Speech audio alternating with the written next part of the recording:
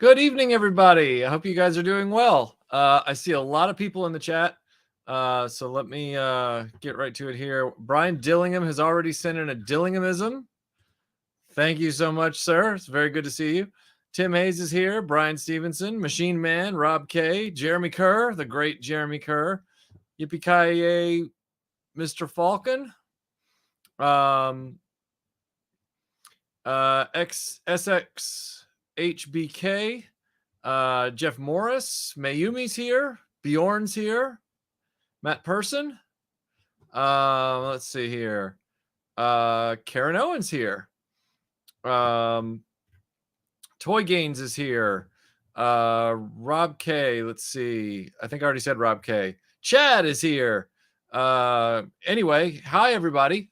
Welcome to the live stream.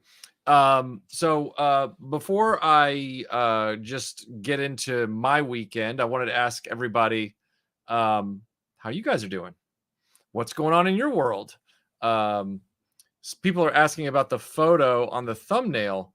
That thumbnail is giving me Michael Scott feeding birds in the park vibes. Someone here is saying, is that an RAF issue cell phone? So that photograph is from 2019. I did not know it was being taken by Melinda. And that was when we were in England, and it was on our last full day. And that is at Highclere Castle, which is famously known as Downton Abbey. We were doing a big scheduled tour of Highclere, and after we got done, everything was kind of winding down, and I was waiting for them. They were in sort of like it's not really a gift shop, I guess that's what you'd call it, but it's part of the castle. And I stood outside. It was a nice British day, and I sat on a bench and I checked some messages because I was seeing how everything was going stateside. And she just snapped that photograph, and I thought it was a nice little image to kind of talk about this whole sort of like last week and a half and everything like that, and thoughts on my mind. Now I see Chad here saying, oh, I definitely have a few questions. I just got done watching Chad's latest video about the Transformers G.I. Joe Triple T. I was really impressed with how that toy came out based on Chad's video. So if you've been curious about that toy, check out that video. It's really comprehensive. It's really good. Now, if you have questions, start throwing them in there. I have I have a very loose run of show here, so you're not going to interrupt my train of thought. David Whitehead, good to see you, sir. David is a longtime friend of mine. David met me at the show this weekend. Ran into him, I should say. And he had a surprise for me. He got me or gifted me all of these awesome Tomb Raider comics, which I can't be more thankful for, including some of the ones that I don't have yet. I only have them in collected volumes, some of the more modern Tomb Raider books as well, which I'm trying to collect up those issues, like this cover right here. So thank you, David. And at the same time, Drew G was there. Drew G and I hang out at these shows a lot. And he just kept walking up to me at the show after we would split away and go do different, we'd go look at different booths. And he just kept walking back up to me with these awesome vintage Doctor Who comics. So, Drew, thank you for the Doctor Who comics, the vintage Marvel Doctor Who books. I appreciate that a lot. These are going to go in pride of place.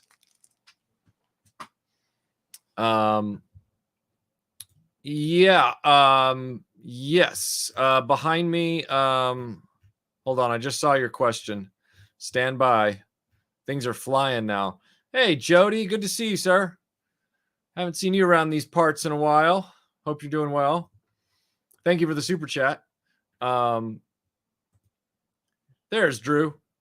Yes, we are. The storm pulled like a curveball. It was headed right toward our area, and then it spun away and went east and around us. I'm grateful, but yeah, I'm grateful for that. But unfortunately, a lot of other people got hit, and I'm hoping for the best. I have a lot of friends up in those areas, so I'm worried about a lot of people. Okay, so there was another question here. Yeah, isn't it crazy that it's already October? This feels like a non-year. The year just woof. Well, I don't know. I don't know if this is a consolation or anything, but if there was gonna be a show to miss, this would have been the one to miss, because between the hurricane and the new location that was way out from Atlanta, it wasn't a very heavily trafficked show. So I think it was, barring you being sick, I think you were spared from it. Wasn't it wasn't a huge loss, is what I'm saying. I have not, Sam. I have not played the zombie version. I played the World War II ones, not that. Oh, I'm sorry to hear that. I'm so sorry to hear that. That guy with no name. Thank you for the super chat. Are you going to watch the Apprentice movie? I don't know what that is. Why does that feel familiar? It's not really something I would gravitate toward.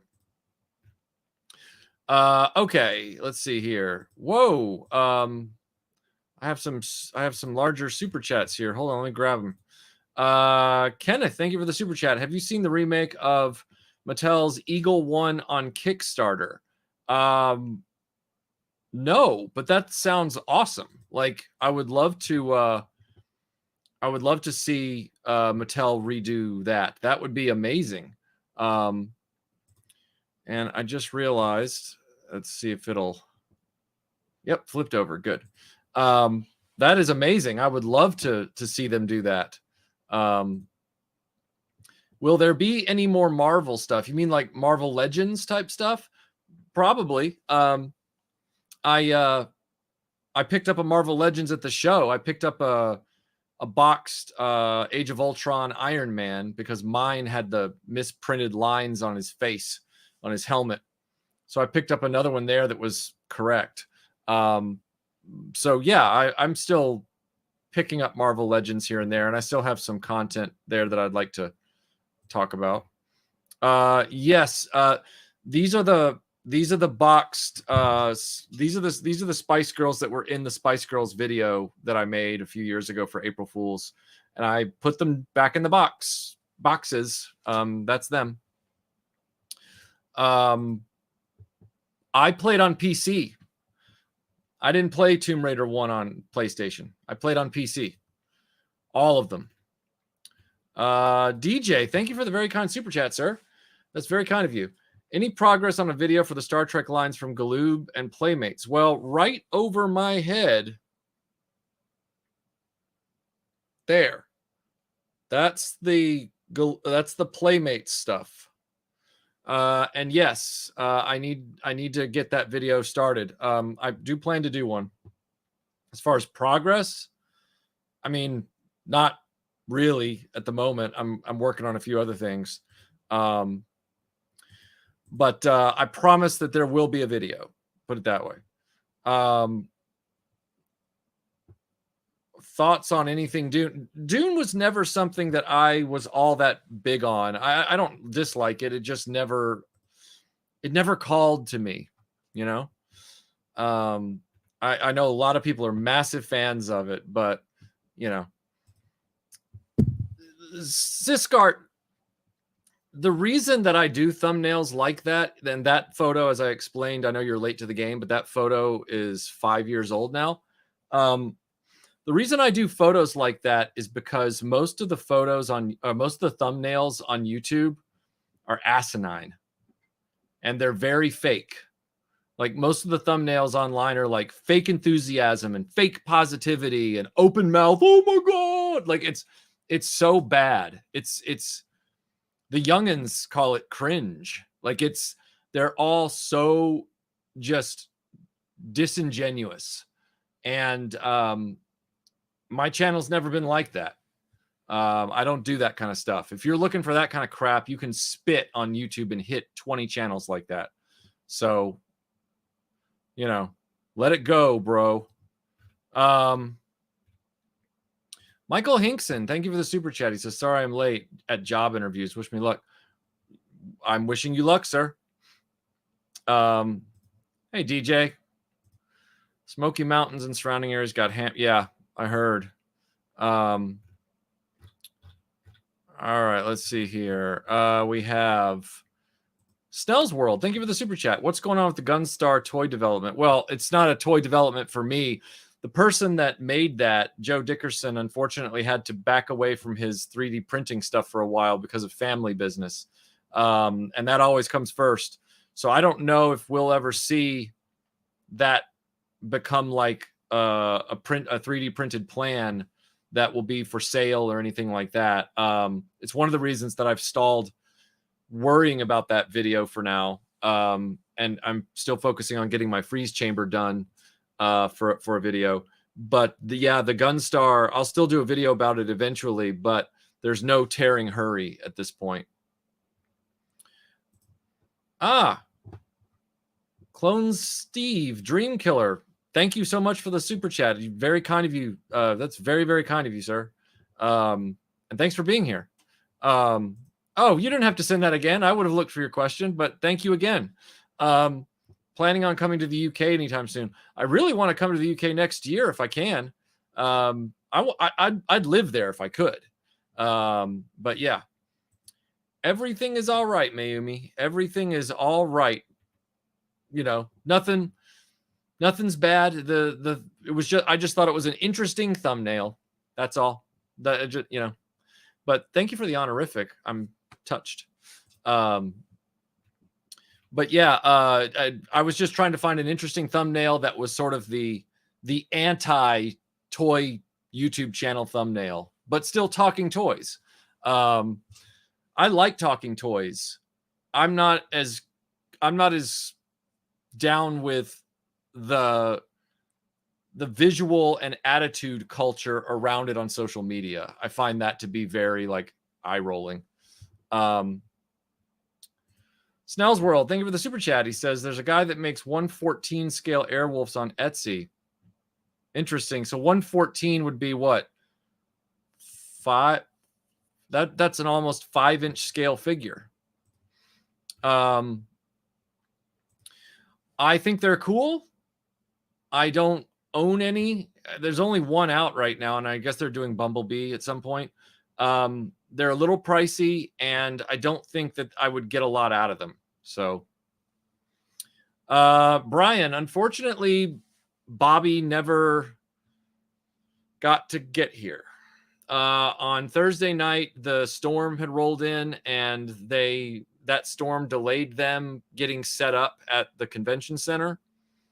So they pushed it to Sunday morning. He was gonna come by Sunday morning, but the new location of the convention pushed it so far out from Atlanta to the northeast that suddenly it was taking us an hour plus just to get to the convention on Saturday.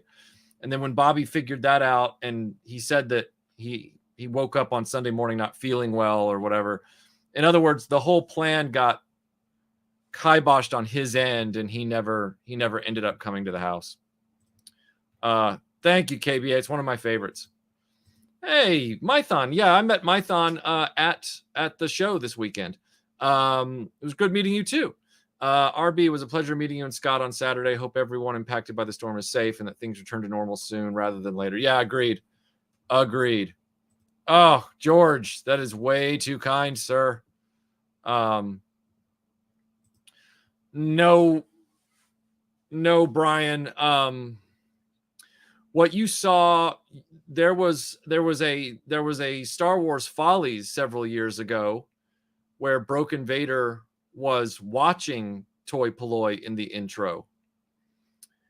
But what you're seeing now on Toy Polloi is one of the most brazen things I've ever seen in the toy content creator space. He just flat out stole the idea for Broken Vader for his own character, Half Vader. I'm not really sure what's going on with that. It's a real lame move.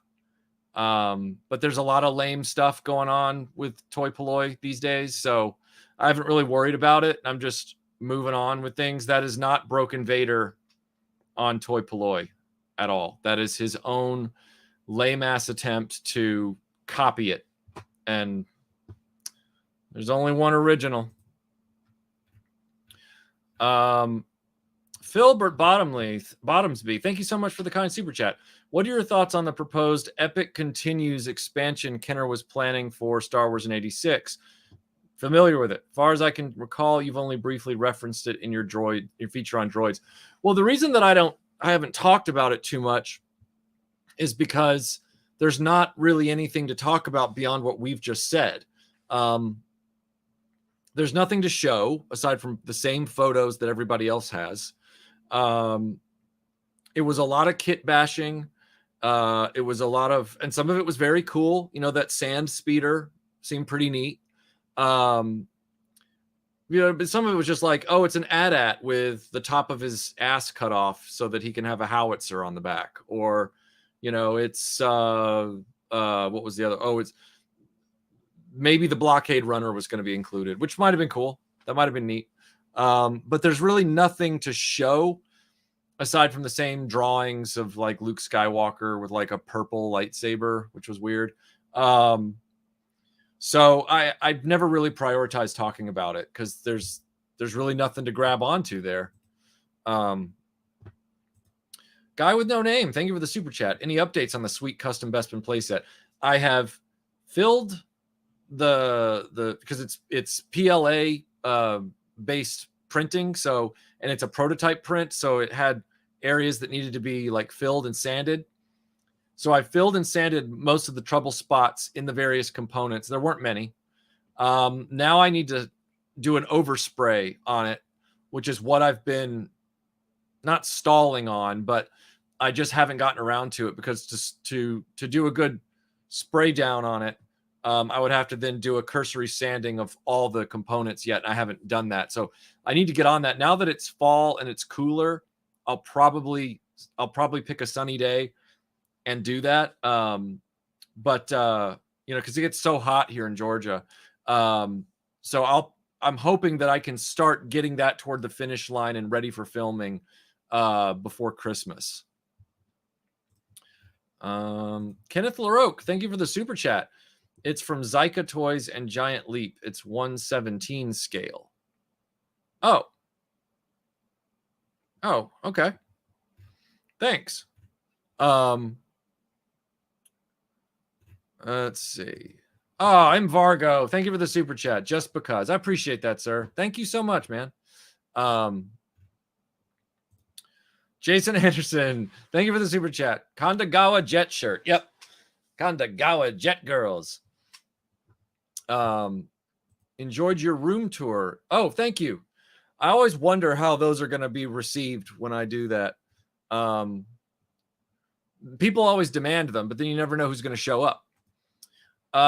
Any plans on doing future G.I. Joe content? Love your avatar, by the way. Yes. G.I. Joe content is not dead. G.I. Joe content. I did the dropping the mics video a few months back. I have a few other ideas that I'm working on in the background. There's one about the Conquest that I'd like to do. There's one where I'm going to talk about all of the, in Star Wars Kenner terminology, it's mini rigs, but it would be the sort of like swivel guns and artillery pieces and stuff like that. I'd love to talk about those. I just got a donation from a close friend of a nearly, well, not nearly, it's a pristine but played with but totally unbroken Cobra bug. So I'll probably end up talking about that. I have to do the Defiant review, which is long overdue. Apologies to everyone that it hasn't happened. The reason that the Defiant video hasn't happened in so long is because the Defiant's just flat out hard to move around. Hope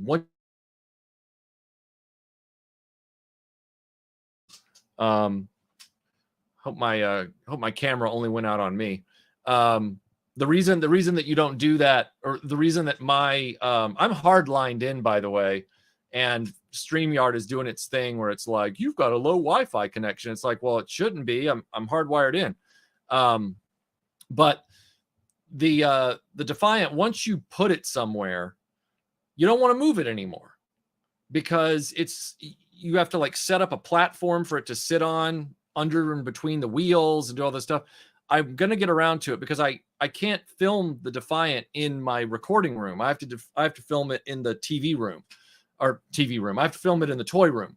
So that requires extra wrangling to get anything I'm working on in the toy room out of there to then set up to do video footage. That's the big one that I need to get done. Come to Birmingham in April and come to NEC Toy Fair. Lots of us toy collectors from the UK will be there. I've heard good things about NEC from Scuba Pete. I haven't heard about the Birmingham one though, so I'll look into that one. Thank you, Travels. Yes, I am. Yes, I am. That would be awesome. I've already pre-ordered her. Yes, I am. That would be amazing. Let's see. Finally started collecting last 17, only 3 more to go, and thought of you. I apologize in advance.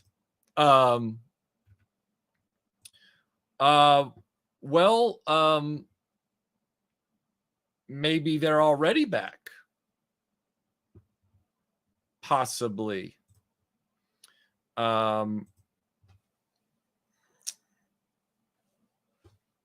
I'm going to get in trouble answering this. And this is why you guys like RetroBlasting live streams.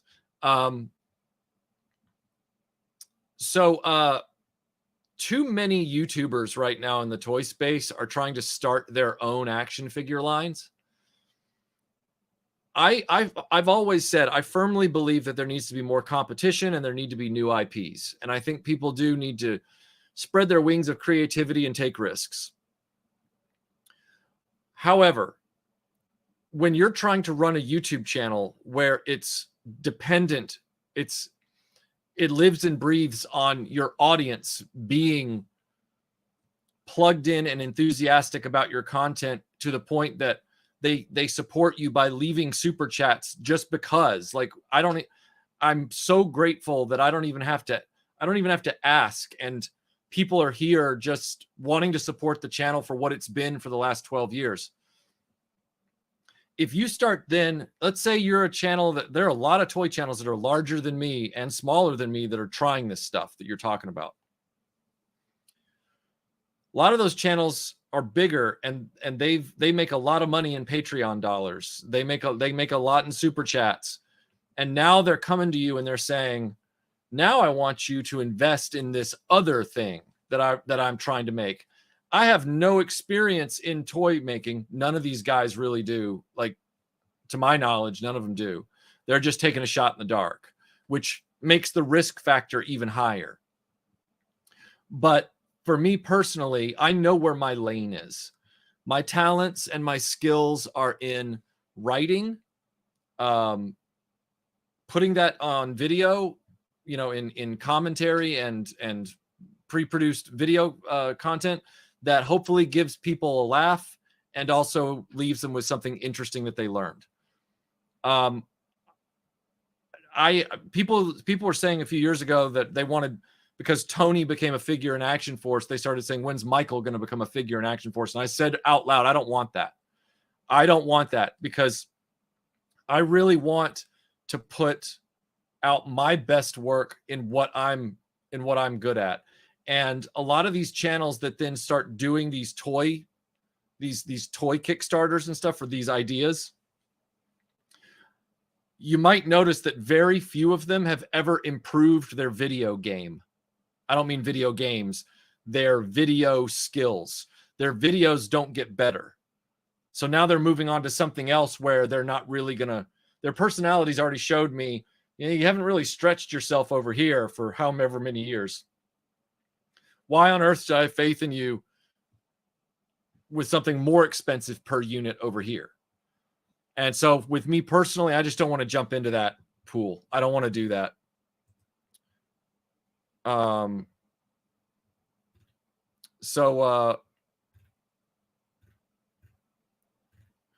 right, Jeremy Kerr, thank you for the super chat. He says, if I ever start a YouTube channel, I'm going to introduce differently abled 3D.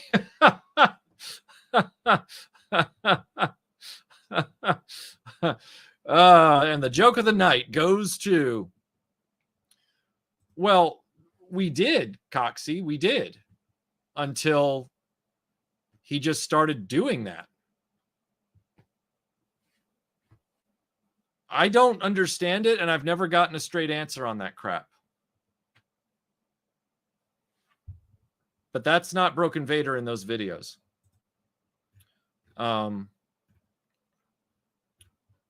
Let's see.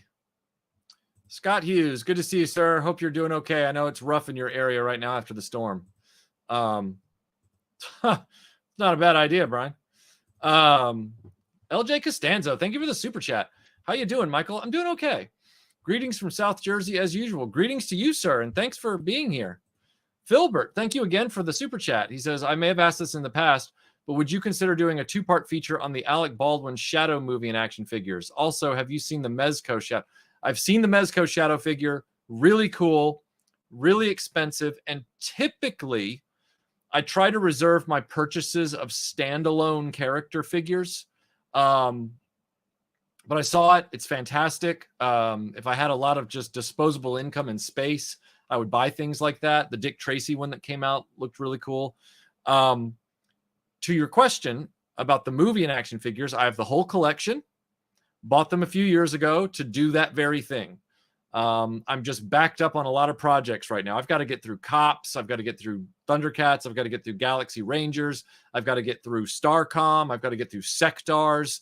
I've bought ahead on a lot of these, and I've just got to get moving on doing them. It's not because I'm not doing other stuff. I'm working on some big videos right now that are coming down the pipeline.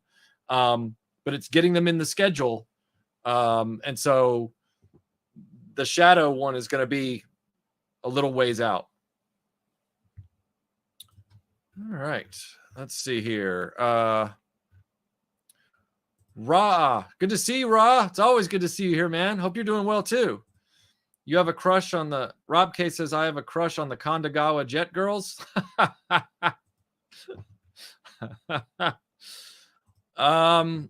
Lo-fi. I tend not to think about Super 7 very much. I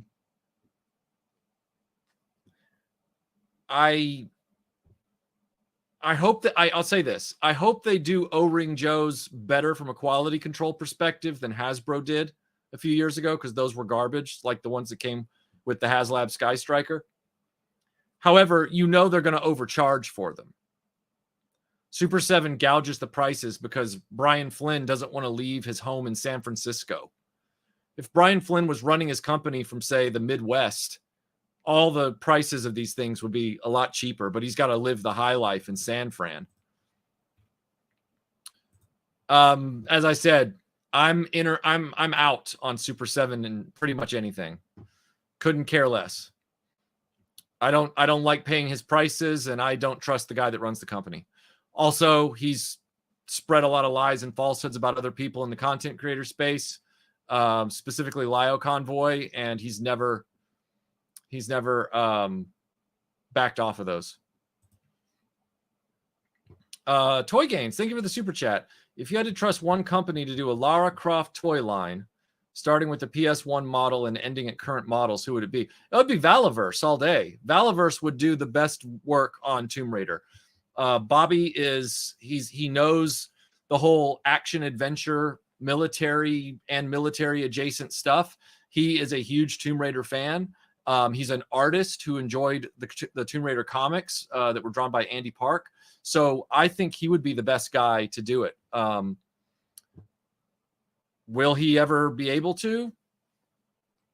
Hope so. One day, that'd be awesome if he decided to do that and it all worked out. We'll see. We're okay. Like I said earlier, the storm curveballed around us at the last minute. It literally was headed right at us where I am in Atlanta, and then it curved. It literally just shaved away from us like a curveball, went east, and then kept going. I'm grateful. I won't complain, but I pray for everyone else. Well, Travels, thank you for the super chat. I just got done with Scuba Pete and I when he was here this weekend. We watched Girls und Panzer, which is the one about the girls who start in their high school, they start the tank club or whatever it is, where they have these huge tank battles with other high schools. I found people had recommended it to me a lot. It wasn't bad, but it wasn't all that interesting. Like once you get over the gimmick in the first episode and a half, everything else doesn't really. I was really glad that Scuba and I were there because we binged it. I was glad we were there together, just riffing on it, because if you're not, for me personally, if I wasn't riffing on it, there wouldn't be a lot to hold my interest after the first episode and a half. And that first episode and a half was just getting over the novelty of the wackiness of what they were about to do with this show. But I found the show rather forgettable and whatever. As far as the next show I'm going to watch, I just got done finishing the season of Wisteria, Wand and Sword. That was really good. But as far as like the next show, I don't know. That's a good question. I don't know. Jason, thank you for the super chat. He says, "Hi, Michael. Hi for the content. Thank you." All right, here. Moving the Defiant is like moving the real shuttle. Yes, it is, Michael, because it's all those fragile parts and everything. Yep. That's one of those ones, Jack, that you and Tony from Analog Toys need to get together and then just start sending me harassing emails and stuff to say, get that done. Part of it was because the toy room was trashed and it was hard to get to stuff. Another part of it is just I've had these other projects in front of me, but that one's higher up on the list than some of the others that have been mentioned. Like the Shadow is nowhere near that. That one's higher up on the list to get started. And part of the runway for getting that one off the ground was getting Star Wars Follies kind of reintroduced with the Lost Lightsaber video I did a few weeks ago.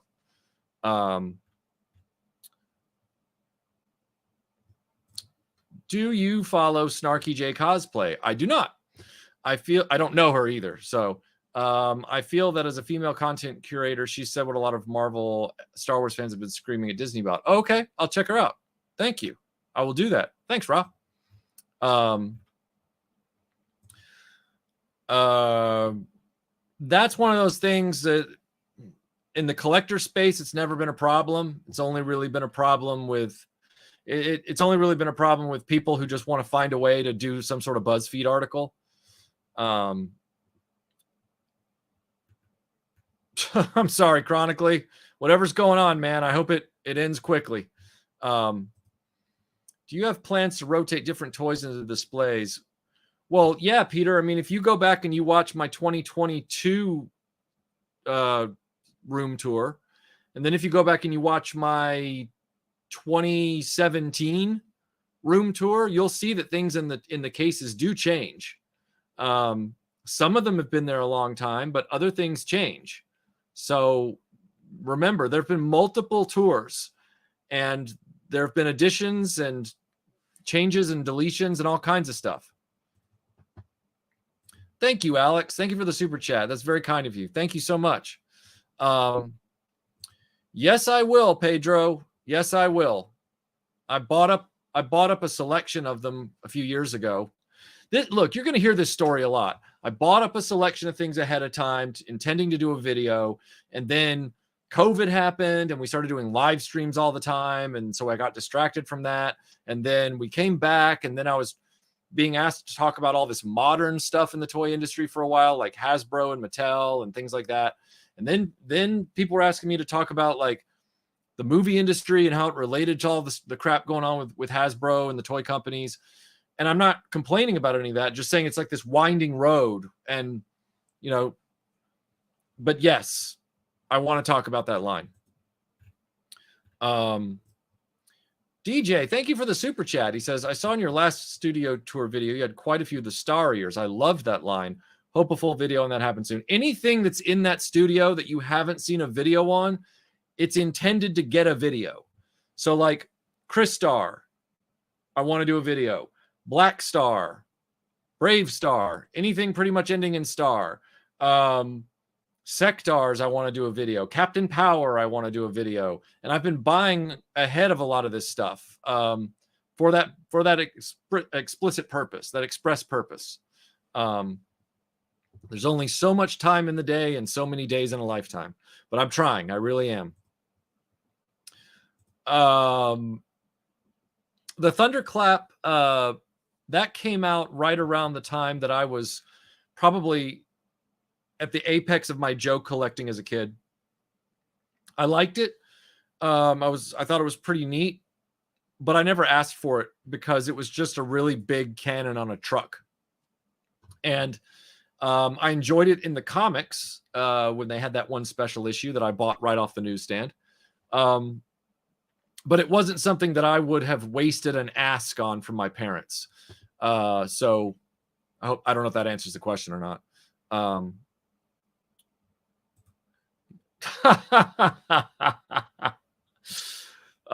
Jeremy's on fire tonight. Jeremy is on fire.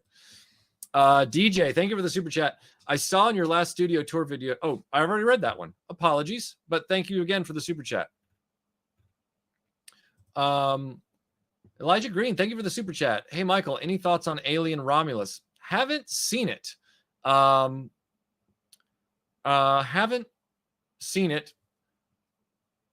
To me, the Alien franchise is like the Terminator franchise. I saw Prometheus.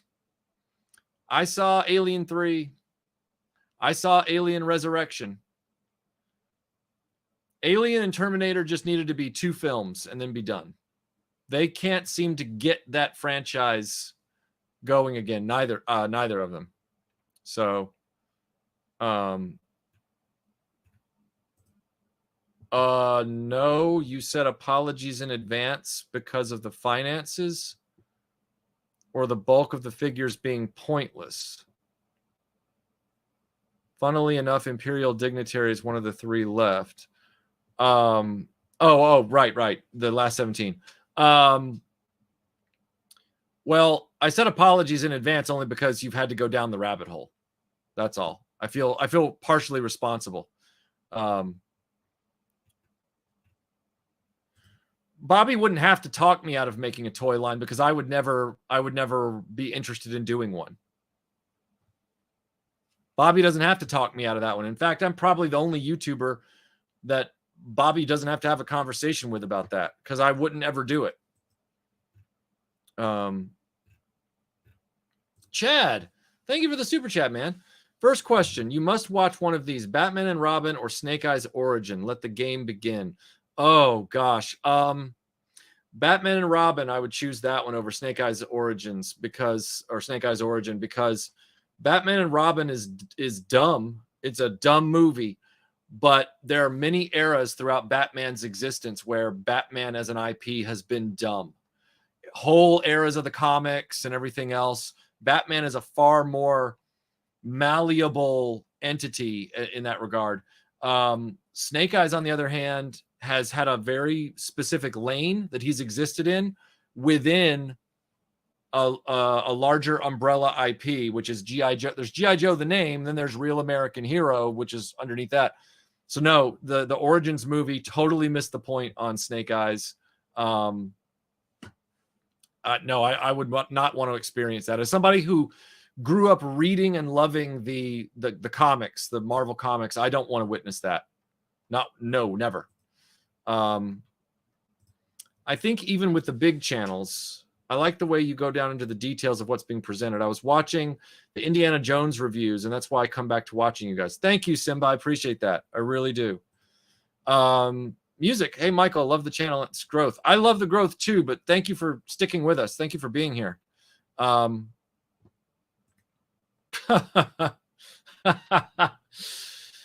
Mr. Fife. Good one. All right, Kay Burns, thank you for the super sticker. Good to see you around. Well, Alex, funny you should mention that. I played through the entire remastered original Tomb Raider in chapters on Patreon. So everybody got like every other level, and then mid-tiers and up got all the levels. So I just recently completed that like a month and a half ago. So I'm a little bit ahead of you, but I've done it. The reason I didn't do it live with commentary is because I can't figure out how to set up getting the game audio and my microphone audio to go to the same place. Like OBS doesn't seem to play nicely with that setup, and maybe I'm missing some equipment or something. I don't know, but I've never been able to easily figure that out. Always, Kevin. Always.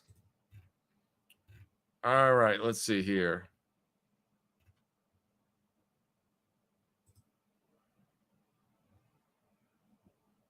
Hey, everybody. Help me figure this comment out.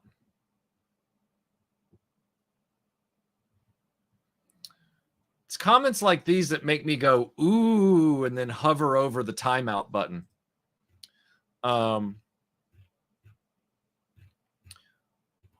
right, looking here. Okay, so, oh my gosh, Filbert, thank you again. You're too generous. I'm thinking about starting a journey in the Star Wars books and comics, pre-prequels and pre-Balance of the Force. Aside from the Thrawn trilogy, which are your favorites from that era? I love the Rogue Squadron books. Once the main character in those books starts getting breakaway novels, I kind of ran away because I care about the pilots as a group, not about everything they did with that character later, which I thought was tired and cliche. And those books came out around the prequel era, so there might be a connection there, those last books. So the Rogue Squadron books, the two different trilogies that they did during the 90s, not the Han Solo trilogy from 1979 by Brian Daley. I'm not talking about that one. But there were these Han Solo trilogies that were done in the expanded universe. One was like his Corellian era. That was pretty decent. And then the other one, which was earlier, was there was a crisis on Corellia, and he and Leia and Luke and everybody had to go back there and figure out what this crisis was, because there was like somebody trying to usurp the government. I thought that one was really good too. There were a lot of other ones that I thought were just fair to middling to terrible. Like I wouldn't recommend the Jedi Academy trilogy. I wouldn't recommend Children of the Jedi. I wouldn't recommend the Crystal Star. But I loved Rogue Squadron, the books, and I loved those two Corellia trilogies. So let's see what we got here. Man, people are just like taking shots today. What's the deal? I ain't taking shots at you, Alex, but next time I see your face, I will. Microsoft Sam Harris, thank you for the super chat, $4.99. Thank you, sir. Super 7's new Godzilla target figures are only 5 inches and $34.99 for a marginally better reaction figure. Easy pass.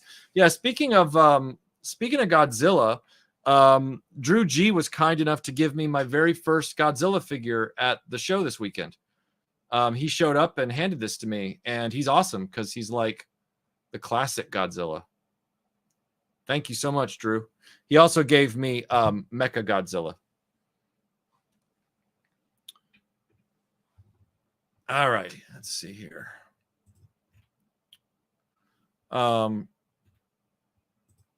That video was the victim of YouTube's copyright system. I figured that might happen. I didn't realize how quickly it would happen, but it did. So I'm gonna have to figure out another way to eventually convey that video or that info. Laser Pants is here. Thank you for the super chat. Did you meet the Pandora cosplayer? Yes, I did. And did you catch Scott Hughes smelling her hair? No, he was a perfect gentleman the whole time. Yes, I did meet her. I talked to her and Bobby about how they coordinate costumes for IP appearances at conventions like that. Because of my background in Tomb Raider, I've always been curious as to how, especially now that we're past the classic Tomb Raider era, and now there are professional cosplayers who help out with this stuff. I was asking them what's the balance of the company working on the outfit and them just putting faith in the cosplayer to show up in something that's totally correct. And so that was a good conversation. David Whitehead, thank you for the super chat, sir. So now that a Grail item has been acquired, those horses are gorgeous. What's the next big want on the list? Well, it sent me down a rabbit hole. I still need those damn Defenders of the Earth sword ships with their fins. And I need that stupid Mongor dragon so that I can do Defenders of the Earth. So I'm still looking for those. There's a variation of one of the horses that now I'm obsessed. It's not a market variation as far as like, it's not like some super rare thing. It's just, I'm now looking at variations of these things and thinking, it might be worth it to find that variation as well whenever I eventually get the video going. I'm surprised you haven't run into gold plastic syndrome on older Hasbro products yet. Well, that's partially because I don't have those Transformers. As far as other golds and silver syndrome, I ran into it on a Mattel product, the Brave Star Fort Kyrium and 3030. But I haven't run into it in Hasbro products, probably because I'm outside the Transformers game, most of all. I love the Transformers third-party scene. I think it's great. I love what they're doing with third-party Transformers. 100%. I wanted those Dinobots that Fan Toys did. I never ended up getting them though. Current TV series. Let's see. I just got done with Girls und Panzer. And I'm probably going to end up getting started on my annual viewing of Colditz. But as far as like, that's not current, obviously. I just got done watching Wisteria, Wand and Sword. I'm slowly finishing up the third season of That Time I Was Reincarnated as a Slime. Yeah. And I'm just waiting with bated breath for the next season of Rascal Does Not Dream and Apothecary Diaries and Freerun. Has anyone seen... I mean, action figures get that way, so that's because they old. Thank you, Robert, for the super chat. What's your take on all those vehicles, weird stuff like the Khan motorcycle from the Shadow line, as well as other nonsense? It's all filler. I mean, Kenner was really bad about that. Different variations of Batman. I mean, that was a thing back then, especially with Kenner. Oh, I'm seeing the Wi-Fi thing for StreamYard. Oh, it's gone now again. It tells me to plug into Ethernet, but I am on the Ethernet. So, thank you, Pi. Thank you very much. So yeah, Robert, it's just something that these companies did, and yeah, a lot of it is dumb. But when the movie doesn't provide enough to float a toy line, which the Shadow did not, then you got to get clever. That's the movie's failing. I mean, as much as one does while they're holding a camera for over an hour, trying to get that done, and kneeling and then getting back up and kneeling and holding one position mid kneel, and yeah, but no, it's good. Yeah.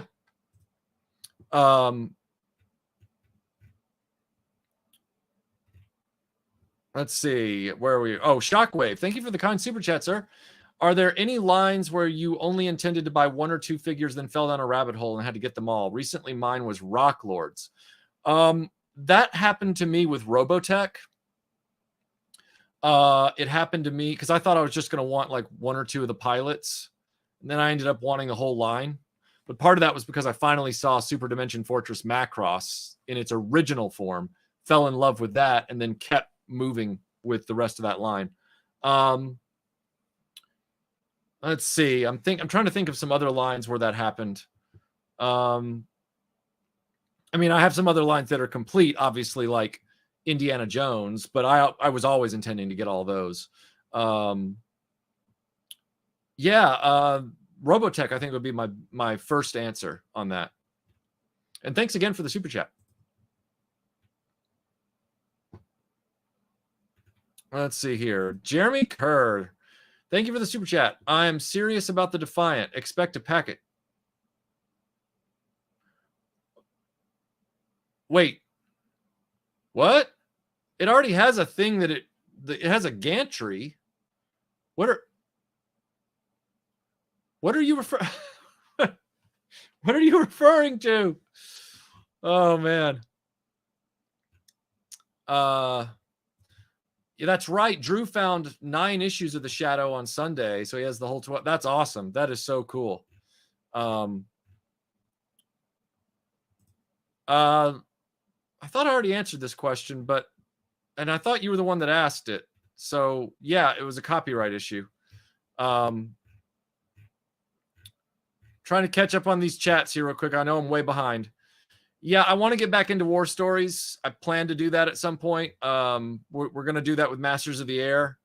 I just got to get everybody back on board. I know Tony's been working a lot lately at his day job, but we'll hopefully get another episode out.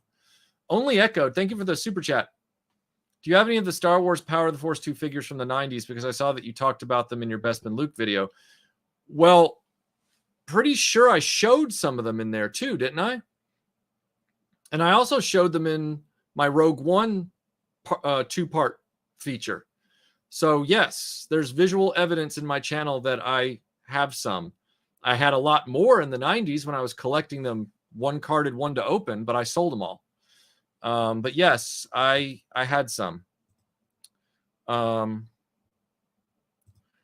This is why you need to come to a Transformer convention. I mean, it's probably more fun than anything I've experienced over the last few months, especially this year.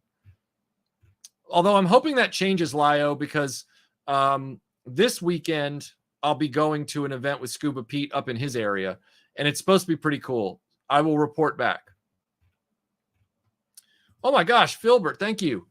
Thank you so much. He says, final question, as I'm loving on a kitty cat at the moment. That's a noble goal, sir.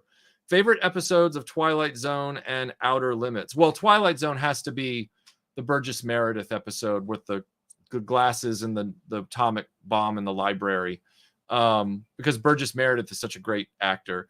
Outer Limits I'm not as familiar with. Obviously, I know the show exists. I know what it was, but I couldn't pick out an episode to cite. But yeah, the Burgess Meredith episode in the library, that would be my favorite. Okay, here.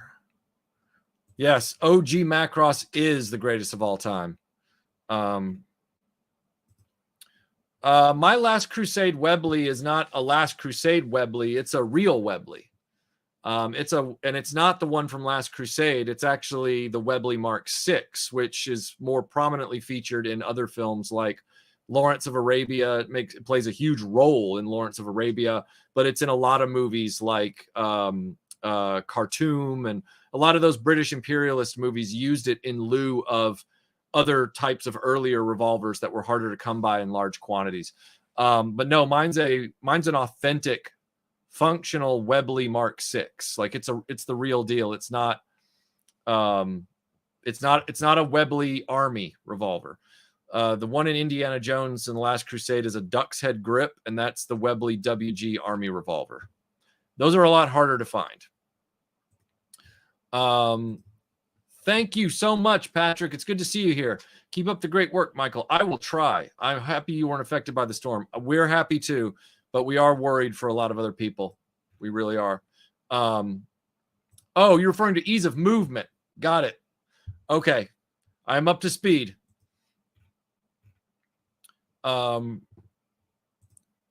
Transformers Con is at the end of October. I'm assuming that's somewhere in your area, Lio. You know they make tripods. It's not about that. It's about where I want to shoot the footage of the thing to maximize the production value of the video. See, that's a problem with a lot of YouTube channels. They just point and shoot at whatever it is, wherever it is, in whatever lighting condition it's in. They put no thought into their content. I care about how my videos themselves are presented. So it's not just a matter of putting up a tripod and shooting it and calling it a day. I love it how people think that this is all just easy, especially this guy with his avatar here acting like he's freaking Sven Nightfest or some shit. Ronald, thank you for the super chat. He says, as an Indiana Jones fan, do you think there'll ever be another movie series that captures the spirit of adventure as well as those movies? I had high hopes for Uncharted, but clearly that fell apart. Well, yeah, Tomb Raider and Uncharted just, they both bottomed out in the movie theaters. Tomb Raider's never had a good movie. Uncharted, I never liked Uncharted as a franchise, even with the games. Uncharted to me is Goonies for assholes. That's what it is. And, I would like to think that there'll be another adventure series at some point that takes over, but a lot of the elements of adventure series, pulp adventure, are out of vogue right now, to put it delicately, with a lot of people. So, it's, will it come back? Maybe. I hope. I don't know. I'd like it to. It'll have to be the right mix. But yeah. Oh, it's up north? Okay.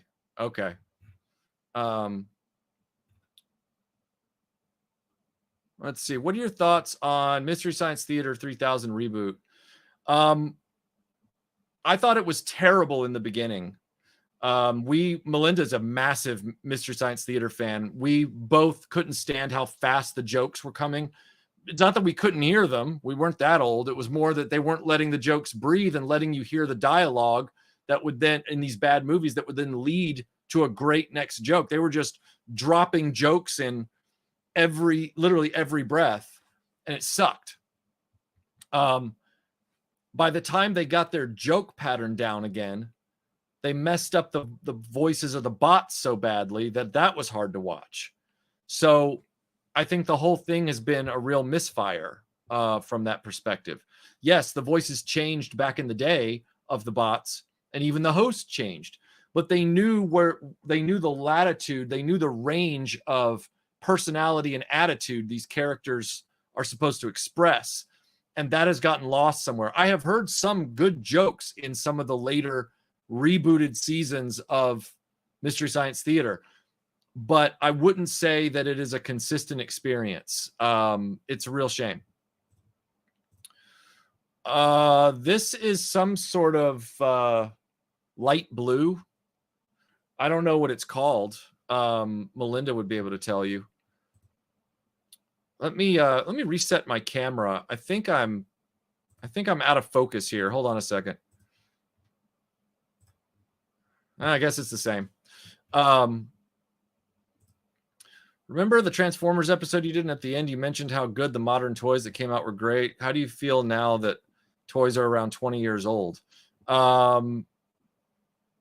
Well, that's the way life works. I mean, time moves on. The wheel just keeps turning, as Doctor Who said so famously. The wheel just keeps turning.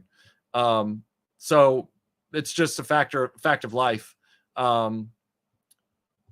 What are new will become their own classics.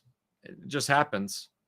I don't really feel anything about it one way or the other. I try not to worry about those kind of things. I have not heard of a show called Road Rovers. Never heard of it before, Simba. All right. Keith Holmesley's here. I'm oddly comforted by that today. Blue Jay, thank you for the super chat. Here's to hoping for a spiritual indie successor. Yeah, that would be great. It ain't Uncharted, I'll tell you that much. Well, that Tomb Raider animated series, Impossible Pie, is looking thin, Riggs. It's looking thin. Agreed, Rob K. Agreed.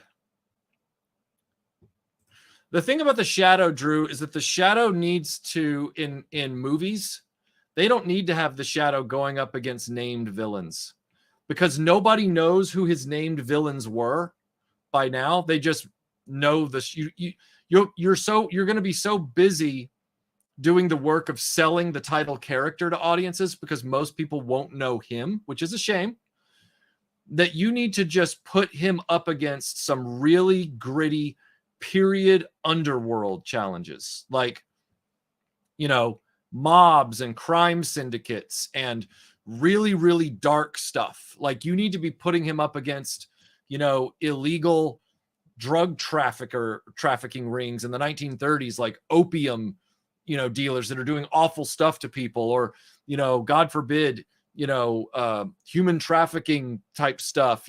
Like, you need to be putting him up against the most depraved evil of humanity. That's what's going to sell the Shadow to people that don't know who or what he is. You don't need to be wasting time on his villains. I still say it needs to stay in the 30s, because the costume is part of his silhouette, and that needs to be preserved. But a lot of humans have never stopped doing awful things. There was just as much awful stuff going on, in human culture and societies in the 30s as there is now. So I think that's where they need to put their focus. That would be the compelling movie. Articulated Ninja is here. Thank you for the super chat, sir. I definitely know you care about your content. Anyone saying it's easy doesn't put in the work themselves. They talk from the sideline as always. The picture is from my professional career. I'm not a YouTuber. Well, then if it's from your professional career, because I'm also a degreed film student, then you know that you don't just set a tripod up and point it at something. You were being snarky. Just admit it.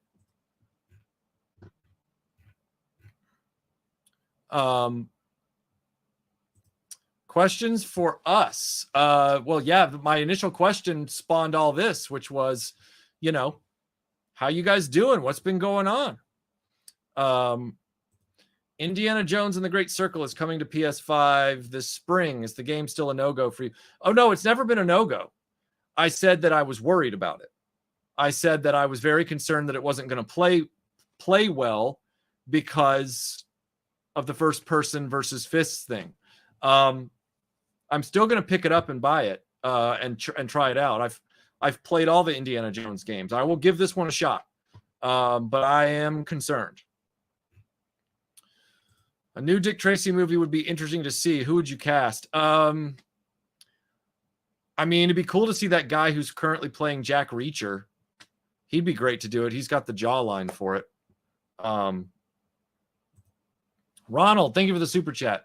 Goonies for assholes, eh? How'd you come to that conclusion? No shade, just curious. Have to go soon, so have a good day and good luck on the videos. I came to that conclusion because they're never looking for anything earth-shattering in those games. They're just looking for pirate treasure all the time. They're just frat boys looking for pirate treasure, and they have snarky Whedon-like dialogue. There's nothing compelling about what they look for in the Uncharted games. Nothing. And Goonies was about kids looking for pirate treasure. So these are past their prime frat boys looking for pirate treasure and, quipping at everybody like, they're more clever than everybody else. I'm not saying that some of the gameplay wasn't fun. I'm saying that the overall concept isn't all that compelling. And just look how the movie did.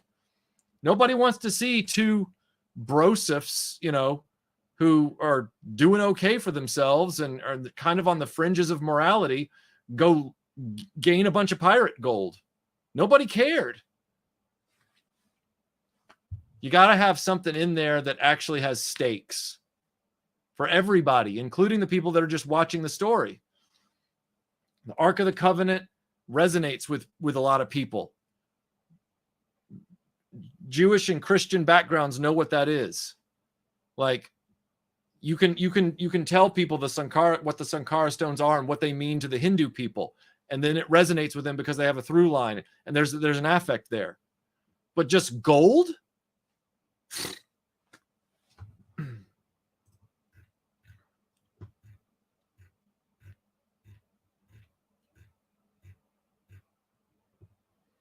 Let's see. What are your thoughts about the O2 Cobra Rattler? Personally, I really like the copper and black paint scheme. Yeah, some of those paint schemes back then were pretty cool. I've got that Conquest from '97 that was camo. It was like actual army camo. That was a good looking one too. They had some good home runs then in the vehicles, and you just got to look them up because there were a lot. There were like the Jocon vehicles and a number of others. To this day, I'm still finding variants of different vehicles and having no clue that they even existed, and they were very, very good looking. KBA, good to see you, sir. Thank you for the super chat. I'd pay good money to see a Shadow versus the Clan film, that and a good Phantom versus Pirates movie. And thanks for all you do. Thank you, sir. That's what I'm talking about right there. Like those are conflicts where the Shadow can come into his own, and the Phantom as well. But the Shadow would really come into his own there. Let's see. LJ, thank you for the super chat. What we need in adventure serials, and yes, I said serials, is Tales of the Golden Monkey. That could definitely do with a relaunch because of the difficulty it is to watch that show now because of the actor in it. I would love to see that one redone. That's a great call. I'm going to say The Punisher because Dick Tracy's comic strip history was usually focused on one villain for the entire run and then eventually killing that villain at the end, that criminal. And then in the 50s, of course, they lightened it up considerably like all comics did. So his body count didn't stay consistent. So I would say The Punisher, probably. That would be my bet. All right. Let's see. Have you gotten bored with a toy line you have collected to the point where you just sold that collection off? Well, I got done with Bionic 6, and then I sold off the playset to a close friend of mine. I kept the figures and the vehicles because he already had those. But yeah, that's the closest I've come to that. I will be getting rid of Cops and Crooks after I do that video. Not because I don't like the show, although I need to give you my full thoughts on the show for you to know exactly how I feel about it. But I really don't like the toys at all. I think they're very awkward, and some people really love them from a nostalgia perspective. They really love them. I'm not a fan. So I'll be getting rid of those after I get done with that video. Who has a higher body count, Wonder Woman or She-Hulk? Ooh, probably. I don't know. I collected both of their comics at different times in my life, but I guess Wonder Woman maybe, or maybe they both have never actually killed anybody. It's not exactly like Dick Tracy and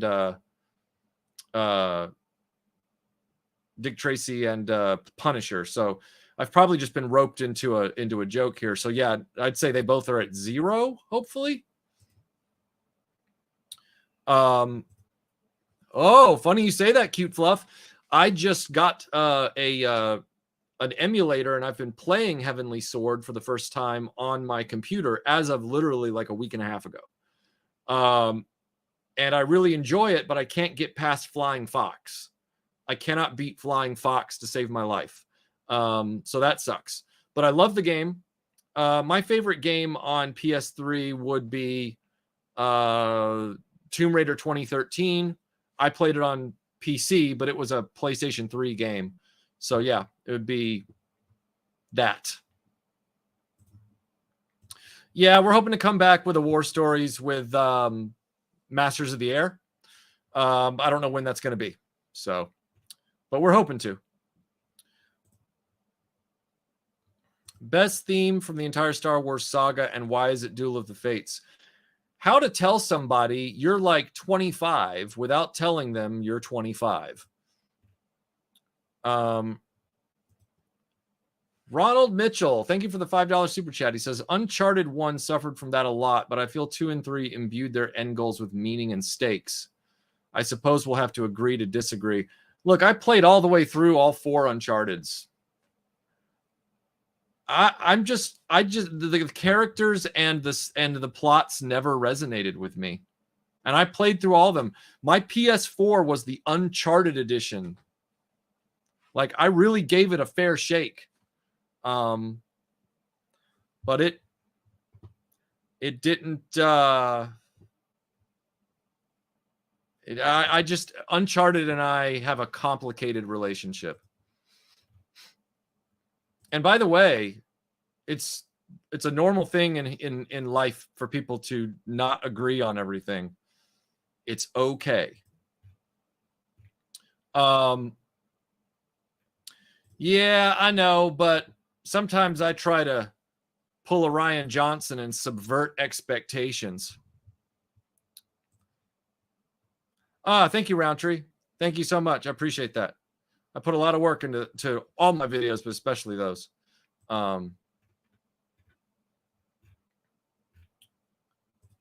Imagine not saying the Force theme is the best. Duel of the Fates? What is this? My favorite Star Wars game is X-Wing Space Combat Simulator for the PC. X-Wing is the best, most immersive Star Wars game with, dark forces, and anything Star Wars that's first person, that's a story and not just multiplayer madness. But any decent LucasArts or later first person Star Wars game is always going to be the best thing. Hello to all from Bend, Oregon. Bradshaw Studios, thank you for the super chat. I appreciate it. Agreed. Leia's theme crushes every time. As much as I enjoy all the music from Star Wars, I think my favorite bit of music from all of them has got to be the medley that they played during the Millennium Falcon's escape from the Death Star. That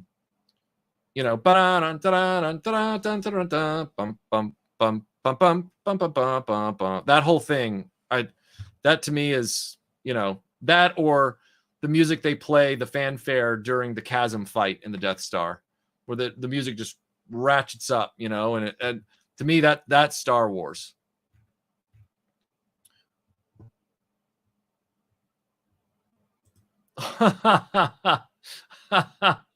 I know your pain, Jeremy. I know your pain, sir.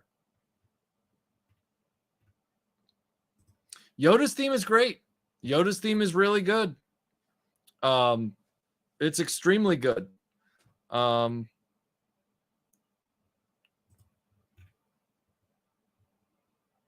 Dark Forces 2 is so rage-inducing. I need to play it again soon. Yeah, it's Dark Forces 2 was where they were starting to. It was too early for 3D polygon FPS, but they were trying to break new ground. Jedi Outcast or Jedi Academy, was it Jedi?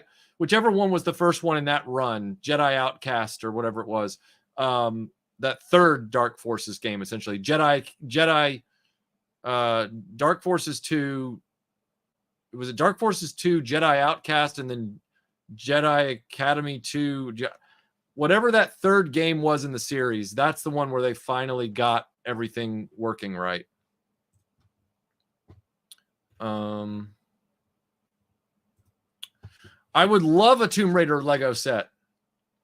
I've been this close to just starting to buy Legos in big piles and just start doing a custom mock of the final Atlantean Ski-On chamber with Lara and Natla and the big monster, because I want a Tomb Raider Lego set so badly. But I've heard tell that Lucasfilm got snarky with Lego because they were considering it, but because they also had done Indiana Jones, Lucasfilm kind of got angry with them. I don't know if that's true or not.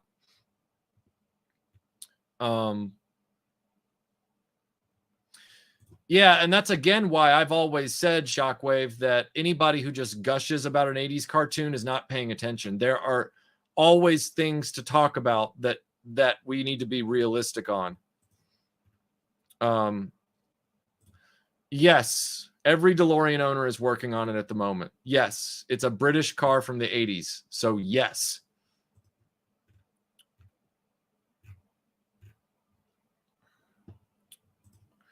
A lot of those shows back then were. I'm certainly not defending Defenders of the Earth. Like I haven't made my comments known about the show yet. But yeah, it those shows can be rough. I'll just put it that way.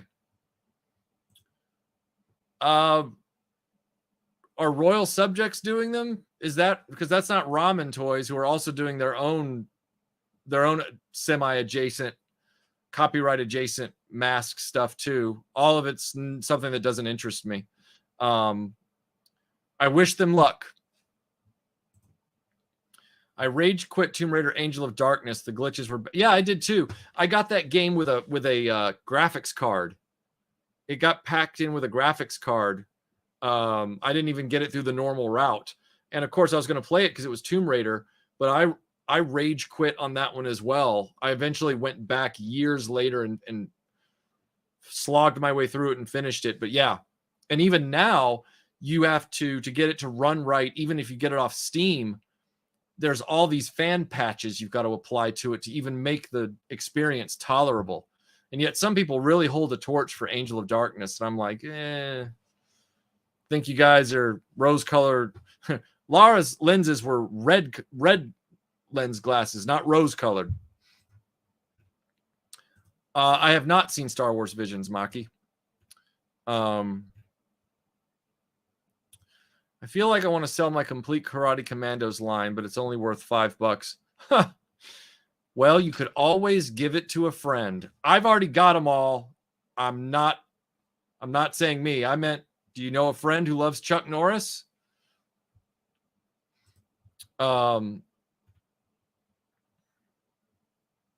Yeah, they really were. I love them to death, but they really were. Scott Knudsen's here. Thank you for the super chat. He said, ahoy, Michael. Ahoy, sir. Really enjoyed the studio tour. Thank you. I appreciate that. That was nice to finally get done. There will be a part 4, the G.I. Joe room, and then a few odds and ends. But yeah, that was fun to do. Yeah, of course. Yeah, I still have my DeLorean. It needs a lot of repair and maintenance. Not repair, maintenance. But I've still got it.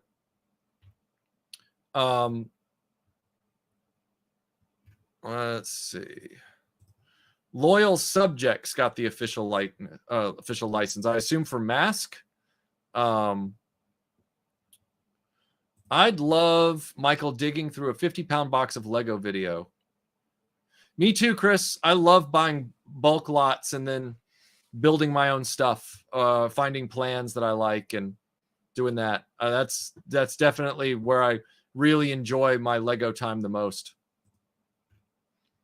As a matter of fact, even though it was way too much money, I'll grab the box here. I had a Lego purchase recently. Stand by.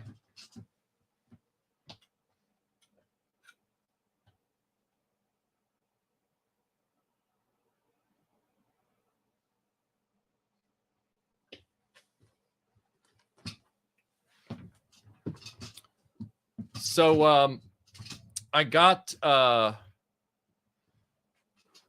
picked up the Brickmania Saturday afternoon matinee playset part 2, the staff car and motorcycle, because I have their convoy truck and troop car.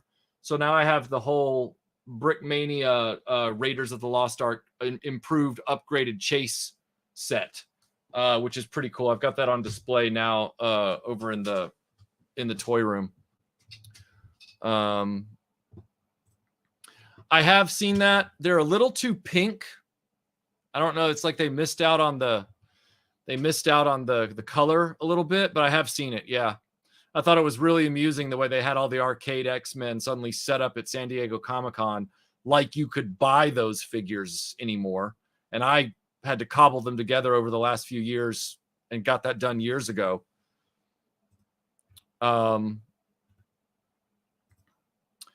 Already did it, sir.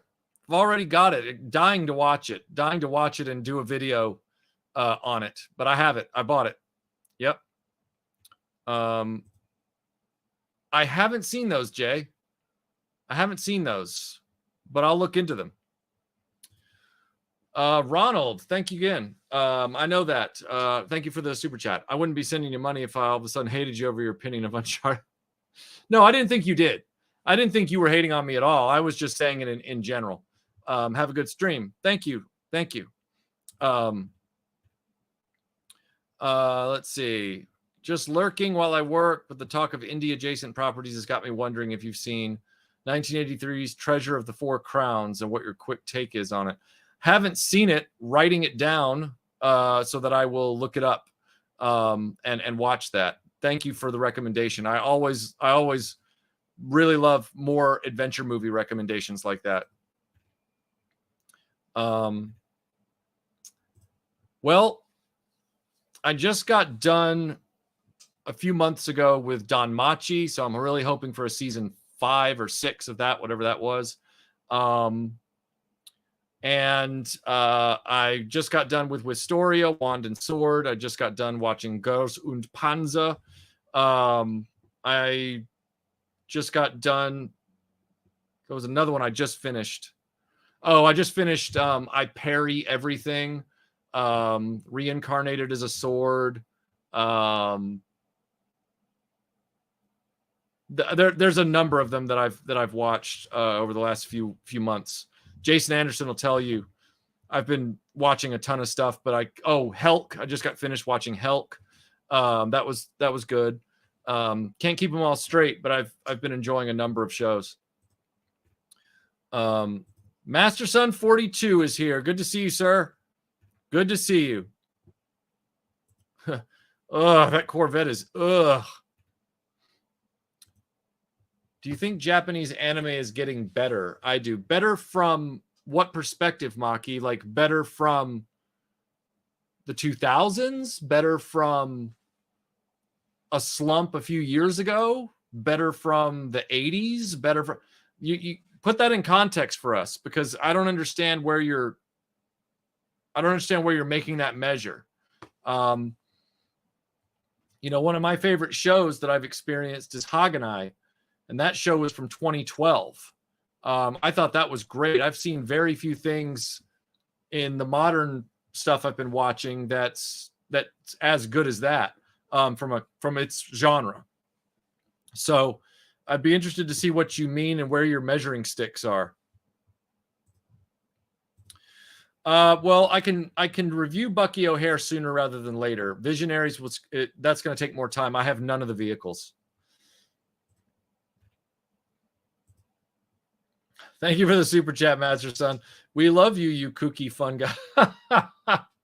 Thanks, dude. I appreciate it. By the way, everybody in the chat wants us to come back finally for that war stories about Masters of the Air. So I know it's my fault.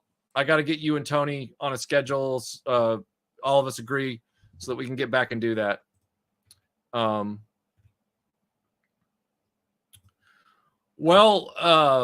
didn't know there was a remake. I still haven't watched the original. I know what Ranma 1/2 is, but I haven't even watched the original yet.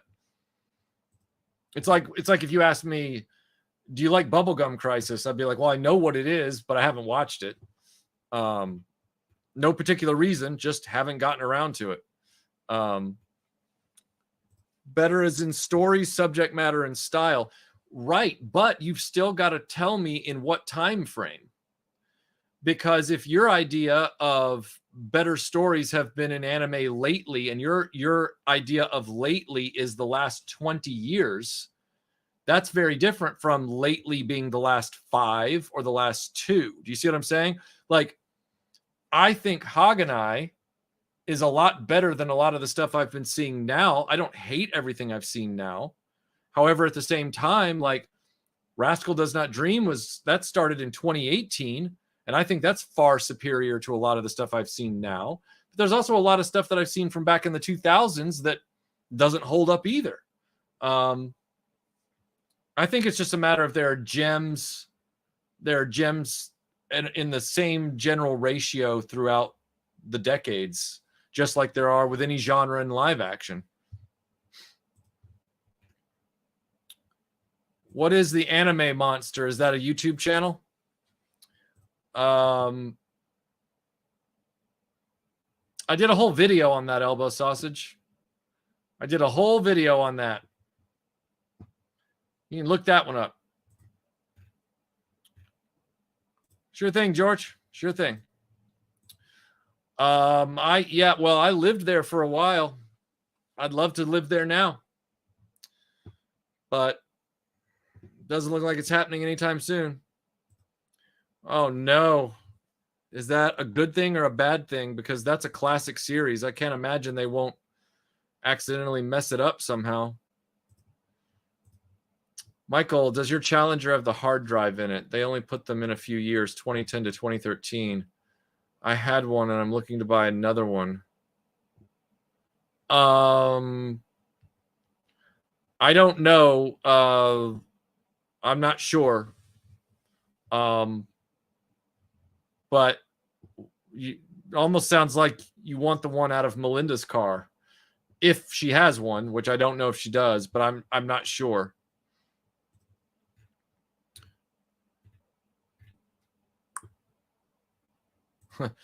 Yeah, the live action Patlabor was a thing.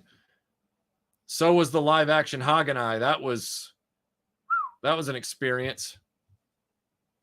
It looked like a student film.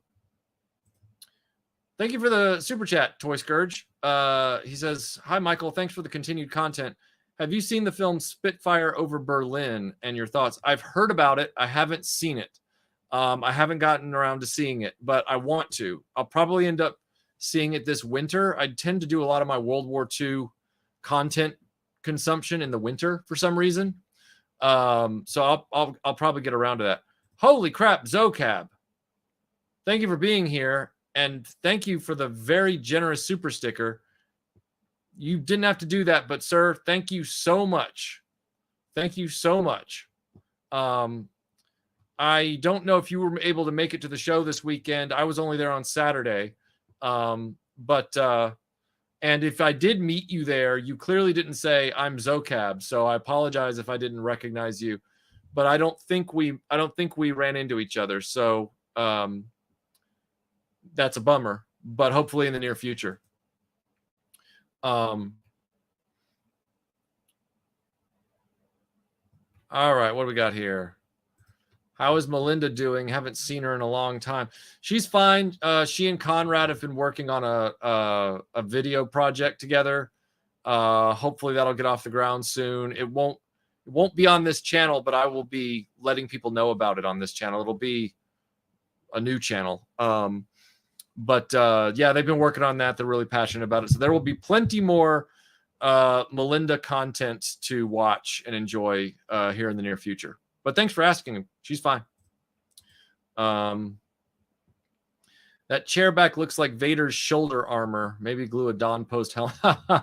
Yeah, Melinda found this chair for me and bought it. She said it was better for my back. You kicked me. Your video kicked me down the Robotech rabbit hole. Lunk arrived. Wow, you got Lunk too, Lachlan? Dang. You're welcome. And I'm glad that you were able to get Lunk too. That's crazy because that's the rabbit hole I fell down. But it's a very weird but kind of cool action figure line from back in the day. Like, you know, it's like it's the Bart Simpson meme. At least you tried. You know, like Robotech really wanted to be a Star Wars action figure line for the mid 80s. Star Wars had faded out and Robotech wanted to fill the gap, and they really put their all into it. Matchbox went in with the figures, the great card backs, the vehicles, the play sets. It just didn't fly. And I think part of that has a lot to do with regional television at the time. It just wasn't consistently viewable.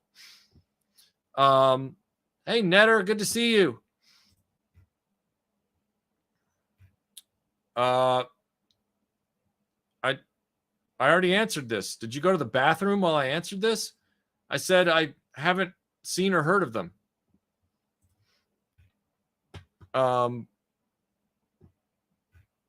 Best post-millennium World War II movie, and why is it I thought Valkyrie was forgettable as hell. Valkyrie was just I personally wasn't all that into Valkyrie. I thought it was clearly Tom Cruise trying to finally win an Oscar. I didn't think it was all that interesting. So take it easy, George. Safe out there. Oh, Netter, thank you for the super chat. Just saying hi and sending the love. Thank you, Netter. I hope you guys are doing well. Hope you and Troy are doing okay. And good to see you. Hope you had a good weekend. All right. Hey, Wolfie says, yes. 2 of my most commonly used Simpsons references for failure. At least you tried, and so you ruined your life. Yep. Well, yeah, I played the Resident Evil series in college. I played like the first 3 games. I'm not really a horror movie person. I enjoyed the games. I'm not really going to look back on them though. But they were fun. It's like when I played Thief and Thief 2. I enjoyed them in the moment. I was glad I was there when they were there. But no, I'm probably not going to really revisit those, you know?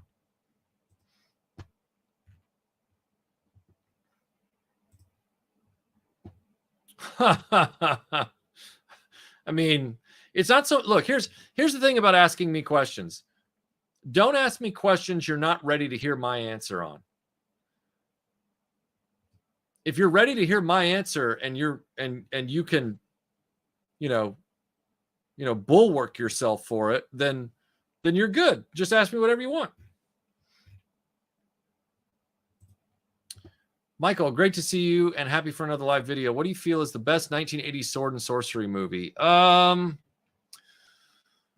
The theatrical cut of Conan the Barbarian. The theatrical cut of Conan the Barbarian, I think, is it's deserving of all of its praise.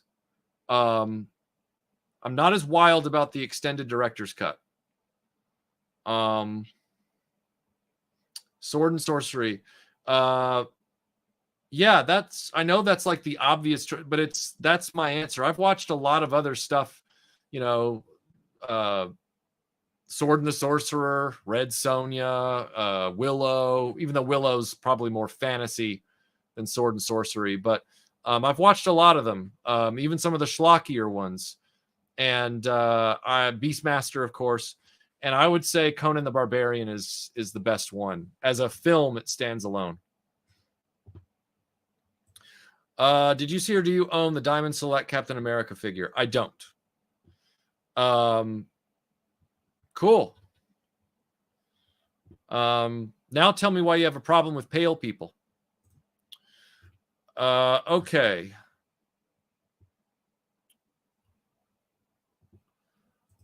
I am partial to the original Beastmaster myself. Got it.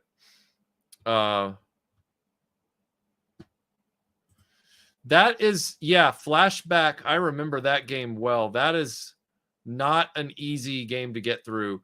There was a similar game with slightly better play mechanics because it was rasterized rather than polygons or whatever. If I'm thinking of the right game, and it was called like Blackthorn.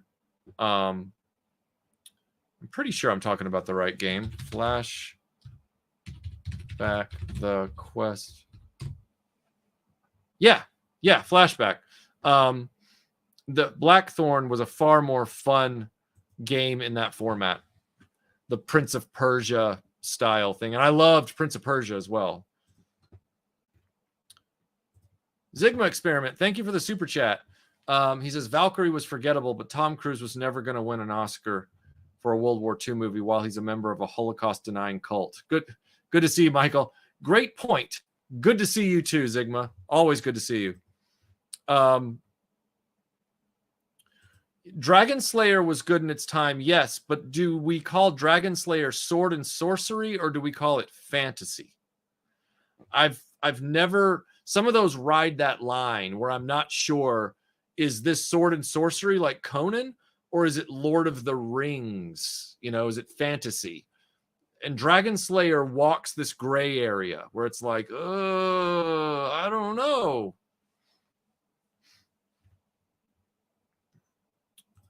What is your favorite post 2K World War II movie then? The world needs to know.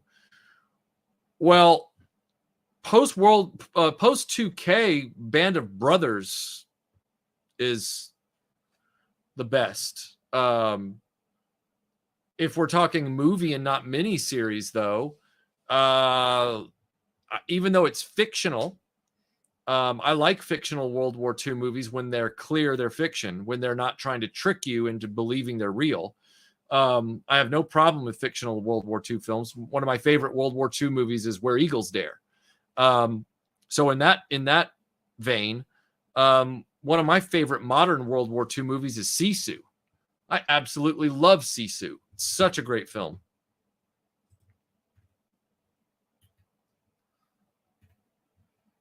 Yeah, Legend is like fairy tale fantasy rather than sword and sorcery, even though it has some elements in there.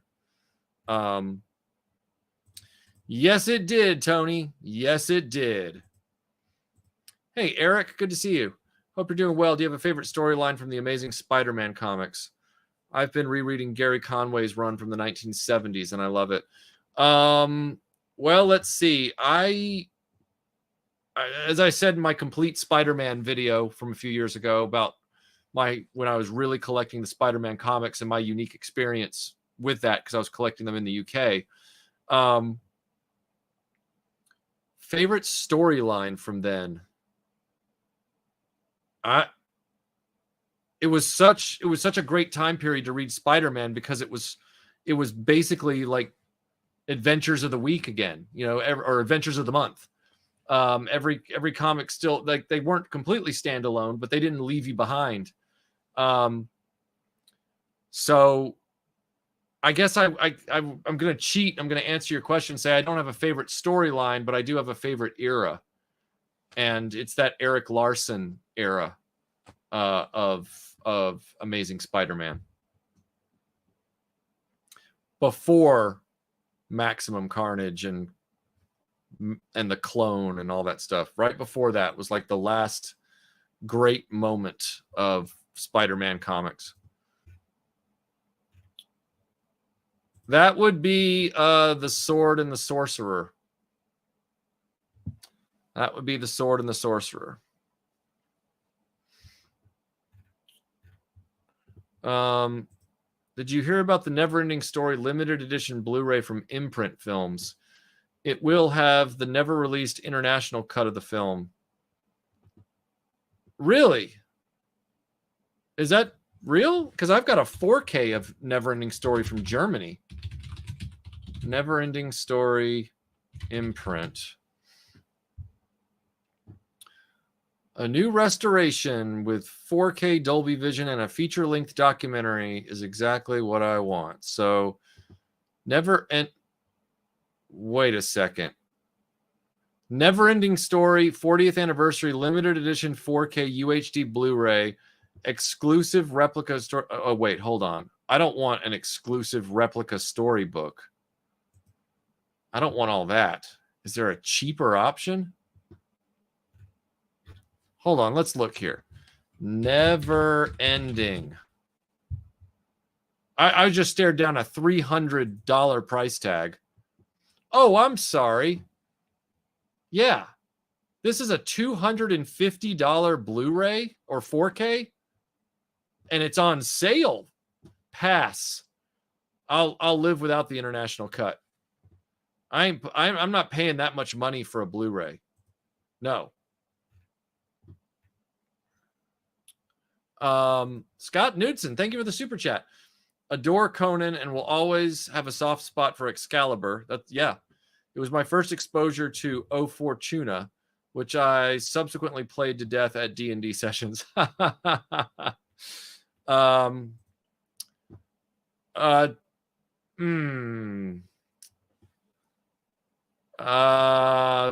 Transformers probably, but I didn't like either of them very much, so I guess I'll say Transformers. I have played Oddworld. I think I have it on PS4 or 5, whatever it was. I'm not a massive fan of Oddworld. I couldn't get into that game for some reason. I don't hate it or anything, but it just didn't track with me. Oh yeah, there's a ton of them. Starcom. Okay. Play with, as in I own them myself, or played with briefly at somebody else's house. Because if you count everything that other kids had that I got to handle like once for an hour, then probably not. But if you're talking about things that I played with all the time, there's a lot in there that I never had as a kid. Crystar, Dungeons and Dragons, Wheeled Warriors, Starcom, basically Rambo, Sectars, Filmation Ghostbusters. I mean, the list goes on and on. There's a ton of that stuff that I didn't have growing up. So yeah, I've collected a lot of those because I do videos about them. So, you have any other comic runs you really enjoyed that you haven't talked about much? Well, I've talked about before how much I enjoyed reading and collecting Sensational She-Hulk when I was a kid. I was a teenager at the time, and my sense of humor was very like sort of like sarcastic and absurd, and so that I got the humor in that comic. I collected Jem Bellent's Catwoman for a long time. Collected Superman like crazy. I had every single Superman title, issue, one shot, and special complete from the John Byrne relaunch all the way through to the year 2007. I don't have any of them anymore. I literally just ended up giving them away just so I didn't have to move them again. But I really was a big Superman guy for a long time. Collected Wonder Woman for a while, and Batman, obviously, and Detective Comics. Collected G.I. Joe as a kid. Collected some Rocketeer, some Shadow, a lot of Star Wars stuff, but I was only collecting that in the 90s out of obligation. So yeah, there's been a lot. It's been a lot I've collected. I've now collected up a whole run of Further Adventures of Indiana Jones from Marvel. All of the Top Cow Tomb Raider comics, I have all those now, minus a few one-shots. and I'm collecting up other odds and ends. I'm trying to get the Dark Horse Indiana Jones comics now and the Dark Horse Tomb Raider comics.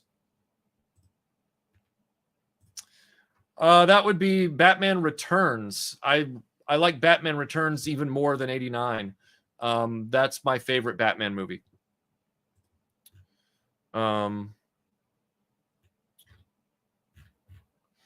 Okay.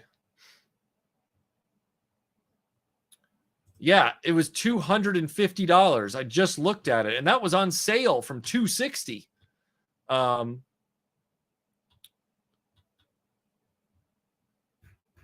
Let's see here. German version is a very different experience. I love the deluxe set, but not the price tag. How can you love it if you don't own it yet?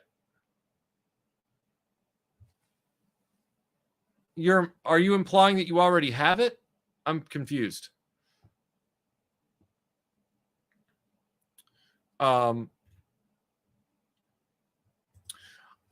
know Air Raiders really well, Ra. I don't have any of it yet, though. I have Sky Commanders here. I haven't displayed them, but I have them here for a video. But I don't have any Air Raiders. I was fascinated by them as a kid and never even got to play with them. But I would love to have some. Yeah, Sensational She-Hulk was great. I think it's probably even better now than it was then. And that's saying nothing about how good it was then.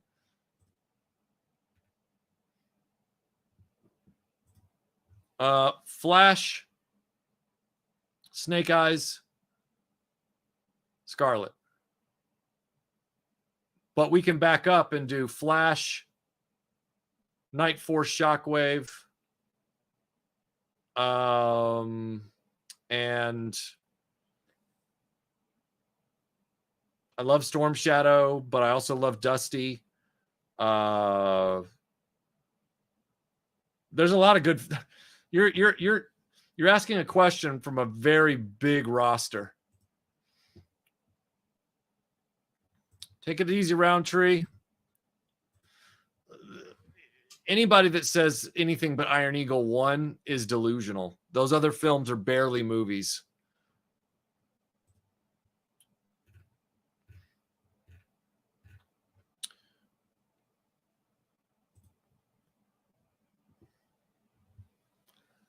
I don't hate Batman 89. I love this idea that if you like this other thing more than the thing I just mentioned, then you must hate the other thing or dislike it or whatever. That's not the case. I never said that I'm trying to put Batman 89 down. I am tired. I was not a huge fan of it then, and I'm really not a huge fan of it now, of origin stories. I already know these characters. Let's get into the action. I like Deadpool 2 more than I like Deadpool 1. Superman is the exception. I think Superman 2 is too troubled a production. I would prefer Superman 2 if it had been done right, because Superman 1 has an hour-long origin story. I just think that for me, Batman Returns, it has everything in it that resonates with me far more. It has a wintertime setting, which I'm always going to love. It starts right out with the action, with Batman swooping in the Batmobile and just kicking the crap out of a whole group of clowns, which, look, the more clowns you punch, the better for me, like in a movie. Like, all they'd have to do to make it even better is if every clown got set on fire, which one did, and then was thrown out of a window from a high like place. That would have made my day. But you've also got Catwoman. So she's my favorite Batman villain. So meaning from the whole pantheon, even outside the movies. So she's in it in a really cool way. They actually have her using that bullwhip like they would in an Indiana Jones movie. That works really well. I just find that movie, and then you've got the offbeat, Danny DeVito Penguin, who is, sort of filling that Burton role that Jack Nicholson filled as the Joker, as far as like the main heavy who's got the quirky kind of like humorous quips and stuff like that. But I loved Batman Returns. I loved it. No, I get it. I'm just explaining to you. I'm just giving you an explanation.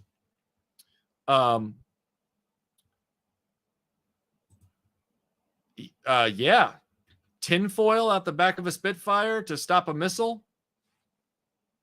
That'd work. Thanks, Simba. Be safe out there. Well, she's an anti-hero, yes. But that's because she's an anti-hero. Sometimes she's a villain to Batman in one scenario, and other times she's an ally. Yeah, it's also a Christmas movie.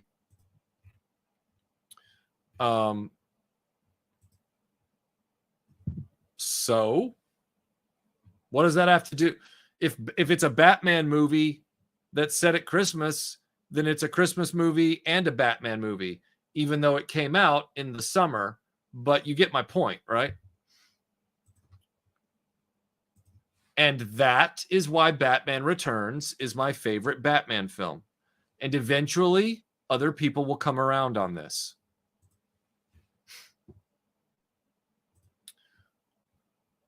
Are you interested in the new novel Batman Resurrection, a new sequel by John Jackson? I can't wait to read it. Yeah, I'd read that. Yeah.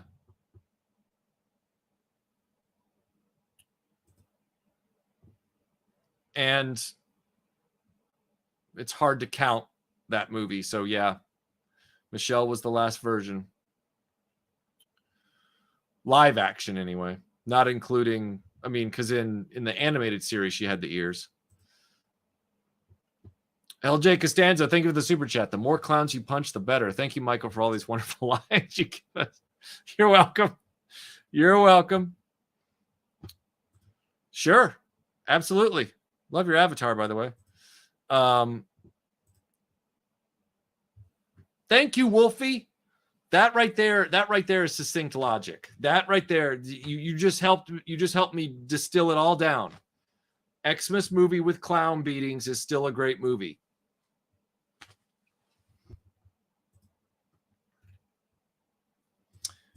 Evening, Michael. Evening, Arjun. Have you ever had an interest in writing fiction book short stories? I feel like you could be good at it. Oh, thank you. I've toyed with it in the past. I haven't ever really taken the leap and done it. Well, that's the thing, Gundam. I like both movies. He asked me which one I like better. See, you're doing that thing where you're like, oh, if you say you like one movie, then I assume you don't like the other one. I just said you can like both. Like, but you can like one more than you like the other one. Like, but you still like them both, you know? Let's see. But yeah, I've thought about it before. I've never really pulled the trigger on it. And now we're in this brave new world where people don't read as much anymore. So I don't even know if it would be smart to jump in there. Maybe it would be okay. I don't know. Hello from Australia. Just stumbled across you live streaming. Big fan. Thank you. Question: is your collecting limited to toys, or do you branch out into other areas? Mine are vintage surfboards. I collect Indiana Jones costume props, replicas, and ephemera. I collect Tomb Raider related material. I collect Kylie Minogue albums and ephemera. I collect RAF and Spitfire Battle of Britain related stuff, both books and reproduction uniform parts and stuff like that. So yeah, I've got a lot of areas where I collect stuff. I've also been collecting a lot of anime stuff recently because of my trip down anime world. So thank you, Michael, for bothering with us. Very few YouTube channels take this effort anymore. Really? Well, now that begs you, Cute Fluff. You asked me earlier, do you have any questions for us? I now have a question for you. What are other YouTube channels doing right now with their live streams? Like, what are they doing in lieu of just taking questions and talking about topics and all that stuff. What's the difference in a lot of their live streams these days? Yes, Maki. I've got. I'm still working on Thundercats Redux. I will be starting the discovery process for Cops and Galaxy Rangers here shortly. I'm hoping to get started on some of those here in maybe a month and a half. I hope. It takes time to watch all those shows, but there are more cartoon reviews coming. Batman Forever has grown on me over the years. But wait, does Val Kilmer's outfit not have those? I can't remember. I thought both the Schumacher films had that on the bat suit. Am I wrong?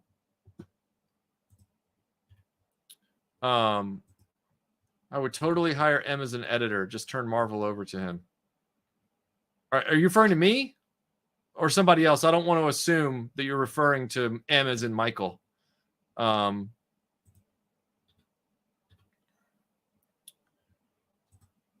you like Catwoman, or do you like? No, I just like Catwoman as a character. She's interesting to me. I said in a lot of videos years ago, lately, I've made mention of this a lot. I've always liked female characters, heroes, going all the way back to when I was a kid. You know, I liked Firestar and Wonder Woman and characters that headlined, things like that, just as much as I loved Superman and Spider-Man and all that stuff. But then when I sat down in front of Street Fighter 2 on the Super Nintendo, my favorite character to play was Chun-Li. That's just the way it was. And did I play the other characters? Yeah, but I really liked playing Chun-Li. And then when Tomb Raider hit, I gravitated to play that game because, I have no problem playing with games and stories and watching media that are like that. And that's not a political statement at all. This is all before all that crap that we're dealing with now in the space. I'm talking about just as a person who consumes media. But as much as I was playing Legend of Zelda, because I followed that series, and that's a guy at the center of that series, I was following Tomb Raider and stuff like that. Right now, I really love the Horizon games, which is a female character at the center of it, Aloy. But that doesn't stop me from playing, Call of Duty Cold War, or, I'll be picking up Indiana Jones and the Great Circle at some point. Obviously, I've been following the latest Tomb Raider games and stuff, but I never had a bias, I guess is what I'm saying, toward one or the other. I just saw them all as characters. I like Batman. I like Catwoman too, though. I dig Catwoman because, she's the anti-hero, but she's also, because I loved Indiana Jones with the bullwhip, and she's got the bullwhip, and there was some connective, elements there. And yeah, so it's hard to explain, but we all have our tastes. I was collecting the She-Hulk, Sensational She-Hulk comic day and date back then, not because she was a woman, because it was funny, and also I didn't mind the fact that it was a book with a female central title hero, and all that's coming from a very apolitical pre 21st century mindset. I'm an 80s kid. I'm old, so, and I was like that from the beginning with all of my media consumption. So,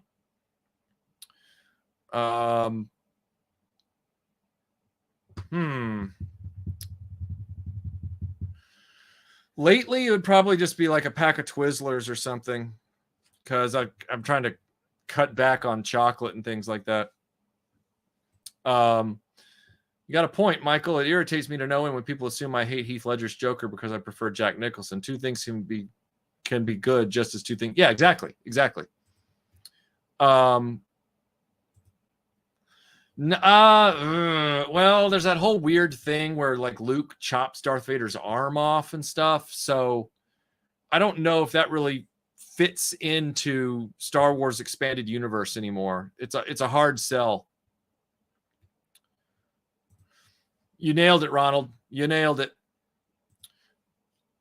If she comes here and there's a place here I can get to, and if there's some kind of backstage VIP that I can mortgage my soul to get back there, then yeah.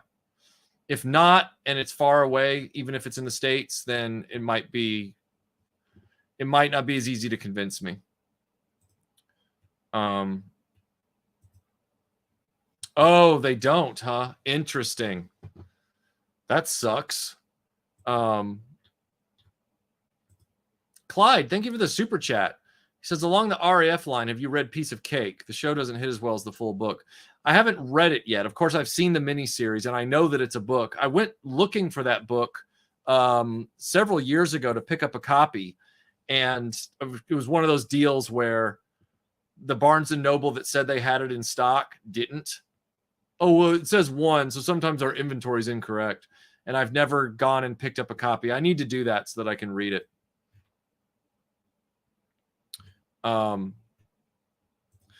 Let's see. Which movie made the greatest impression on you while young, apart from Star Wars?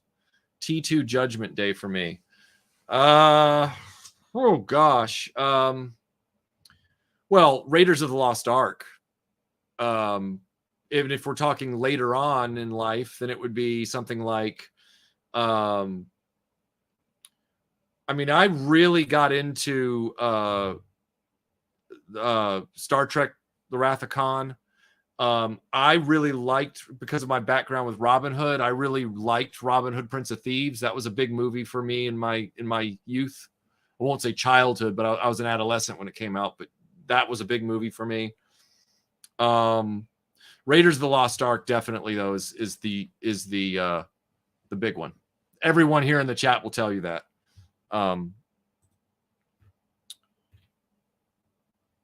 Let's see. They are not asking viewers questions. Interesting. Okay, so they're not asking viewers to submit questions and then answer them and stuff like that. That's too bad. That's really too bad. Val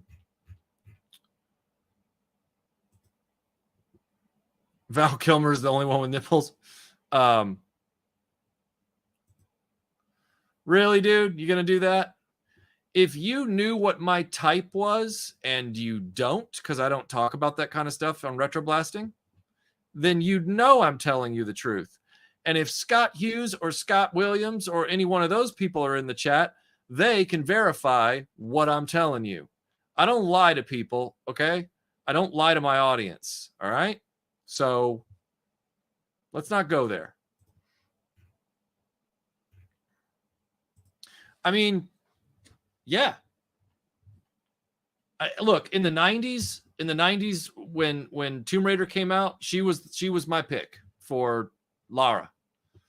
I had a whole piece of artwork from this artist right here that did this this Luke Kylie.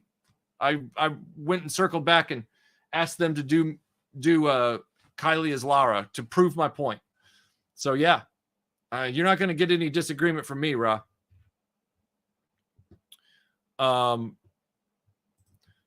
YouTube people have been doing less and less lives, less interacting, fewer reading and answering comments. They usually are not as immersed as you. Oh, okay.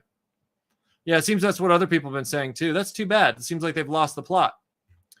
Well, it's a classic. I mean, it's an absolute classic. It's not really my speed, but it's a classic. See, KBA knows what I'm talking about.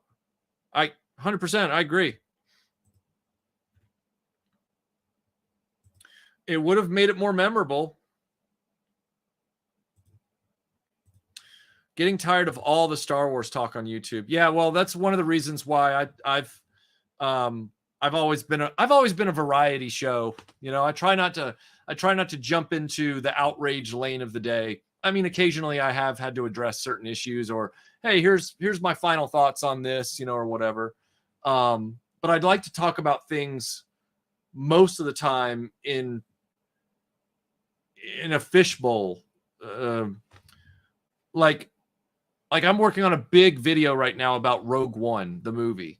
It's not going to be out for another few weeks probably, but it's about Rogue One. Like, it's not going to be trying to draw in a lot of Lucasfilm Disney drama and garbage. It's not one of those kind of videos. It's like, let's really look at Rogue One here for a minute, or 60 minutes, or maybe 90 minutes. It's hard to say how long the video is going to be. But that's also why I'm not just a Star Wars toy channel. Like, I do all kinds of stuff because I don't know how some of these channels do it. I don't know how they just do Star Wars toys all the time, or they just do Star Wars talk all the time. I would go mad. I would go mad. I couldn't do it. So I get it. What do you think of the G.I. Joe Real American Heroes Super 7 4-figure O-ring? Super 7 is persona non grata to me, like I've said earlier. That even if they're better quality than the Hasbro ones, they're going to be too high priced. Super 7 is always too high price on everything. So I don't pay attention to them. As a big Pulp Hero fan, do you have any interest in the Mezco Shadow? Like I said earlier, I really like the way they look, but they are expensive, and I've got other priorities. Those types of figures don't translate well into substantive video content for you guys, standalone figures like that. So I tend to avoid making those kind of purchases.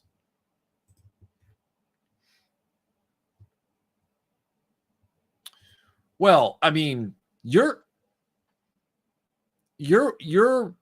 my friends. I mean, not everybody here is my friend. I don't know everybody, but a lot of you are my friends. So yeah, of course, I'm interested in what's going on with you all right now. Well, you can hear some of my thoughts. Well, you can read some of my thoughts. How about I pull this up in the chat? Alan Quatermain. All right, here we go.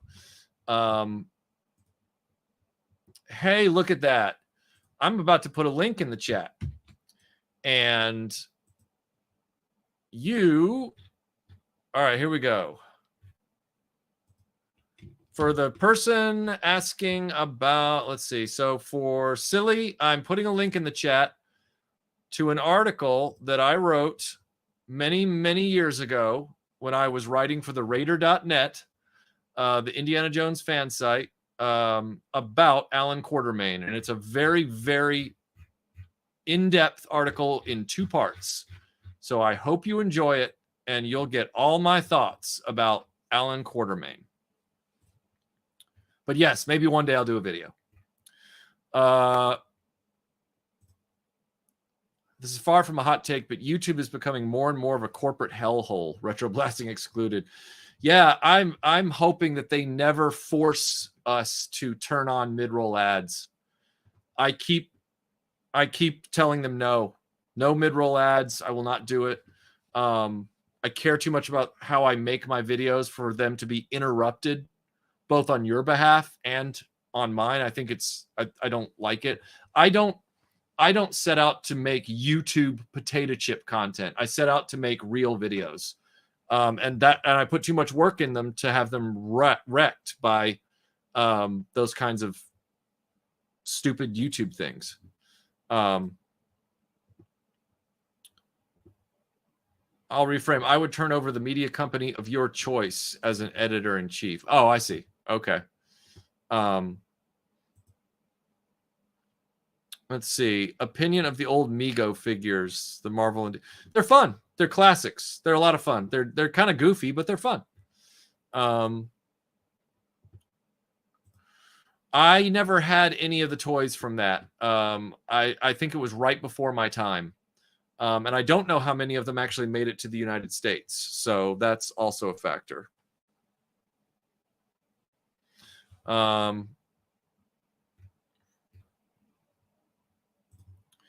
If they did a what if style series with Star Wars, I think they did that in the comics a while back. They've never, I don't know if they've done toys for that or not. Kylie Fund will make it happen. Oh gosh, RetroBlasting meets Kylie. That it'd be amazing, but if it's not an option, it's not an option. If they won't even let you buy it, then it's not then there's nothing you can do. Yeah, I really want tour dates here, Ovid. I had an opportunity to meet her in New Jersey, but I only found out about it less than 24 hours before it could happen. And the cost of the flight was going to be like $1,500 last minute and all this kind of stuff. And I couldn't justify it. And it was a walk up for free. Just, she was signing stuff for people. Oh, I'm still kicking myself. I wish I'd done it, but it wasn't possible.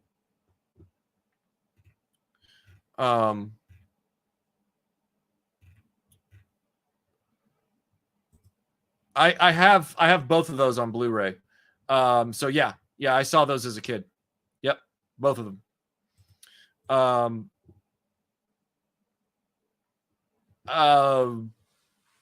Well, I've done a few episodes about classic Doctor Who stuff that are on the channel right now. I've done 4 different episodes on that. The reason I stopped doing them is because nobody was watching them.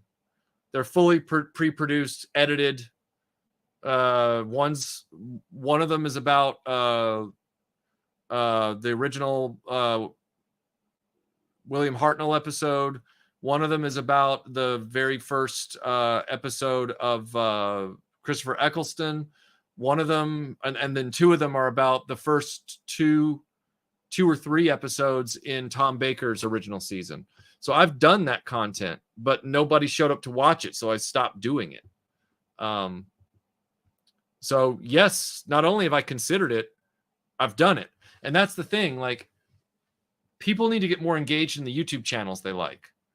Like, if you're curious if a YouTube channel has done something or not, go to the search bar on YouTube and type in RetroBlasting Doctor Who and see what comes up. Like, waiting for YouTube to spoon feed content to you, and I say that as the general you, is like that dumb arm that comes out in Futurama from the couch with the beer on it and then pours the beer right below Bender's mouth. You're not going to get what you want. You've got to go to the fridge and get it yourself. But it is there. But you got to be willing to put in the 2 seconds it takes to type in the search engine.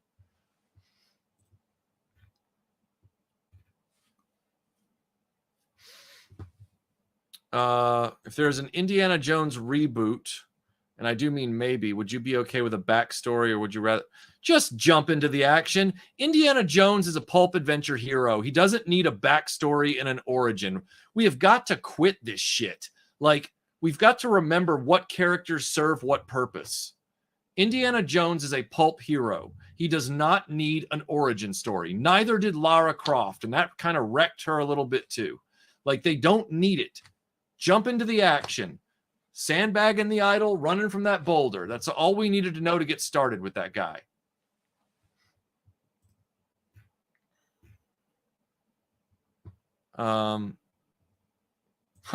You taking this time is why you have over 300 people tuning in on a Monday. Others not so much. Good point.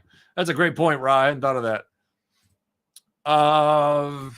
And I already did like a 5-part restoration video on the original Millennium Falcon where I kind of talked through it and talked about it. You got to understand, Star Wars Follies, it's in the title. Do you think, after you've written this, say it back to yourself, do you think that the Millennium Falcon from Kenner was a mistake? Do you think it was flawed? Do you think it was a problem? Do you think it was a real embarrassment for Kenner? Do you think it was an oops? Do you think it was an oof? Do you think it was any of those things? If it's not, then it doesn't qualify to be in Star Wars Follies. Star Wars Follies are about things that are either well-intentioned but very flawed from vintage Star Wars history, or they're things that are outright failures, like just face plants from the get-go conceptually or otherwise. And And that's where Star Wars Follies lives. That's what a folly is. So if it's one of the most successful and beloved vehicles in the line that's actually representative of something from all three films, then it is not a folly. On top of that, it's a toy that hundreds of other YouTubers have already talked about who like to focus on making videos about one toy at a time. So what's left to say about the Millennium Falcon? I'm curious. What is left to say?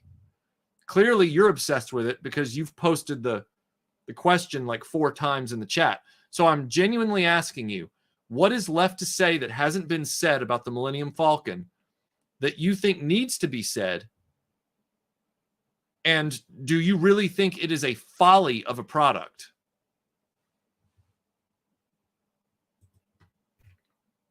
Okay. With your Britophile leanings, have you ever thought about jumping down the Blake 7 rabbit hole? Well, I'm really excited to see that it's coming out on Blu-ray, and I will be buying that and watching it so that I can see it for the first time. So I'll be buying the content. How it lands for me, we'll see. I love classic television and sci-fi, so I'm sure it'll be fine. But yeah, I will be looking into that. The only problem with that casting, Flash, is that, yeah, Kylie as anybody would be great. But if you're doing a Danger Girl trio, Abby Chase is like the tallest of the group. And Kylie is 5 foot, 5'1", maybe, barely 5'1". So she wouldn't be appropriate standing in a trio like that. And normally I'm not worried about that kind of thing too much. Like as a standalone character, you could argue many aspects of Kylie don't necessarily match with Lara Croft from even back when she was, in the 90s. I would argue the most important part, though, her face and everything do. But that's a standalone character. So you can get away with stuff. But if it's a trio of heroes, because that's what Danger Girl is, Kylie as Abby Chase might be a miscast, but making her one of the other characters would work because they're all different heights. So that's something you got to consider. And I'm thinking, wait, am I getting that wrong? Is Abby Chase the blonde girl, or is she the girl with? Is Abby Chase the one with the whip? The whip is the one I'm talking about because she's the tallest one. She might be a different name. I apologize if I just got that wrong. If you're talking about the girl who's kind of like on all she was like the central character with the short blonde hair and stuff, then yes, that would work absolutely well, Flash. So if it's that girl, then yes. If it's the tall brunette with the whip, then probably not.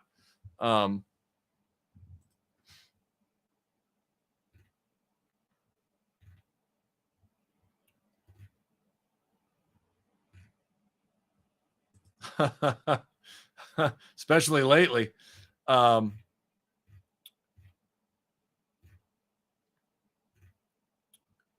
Let's see. Do you have any of the MASH sets?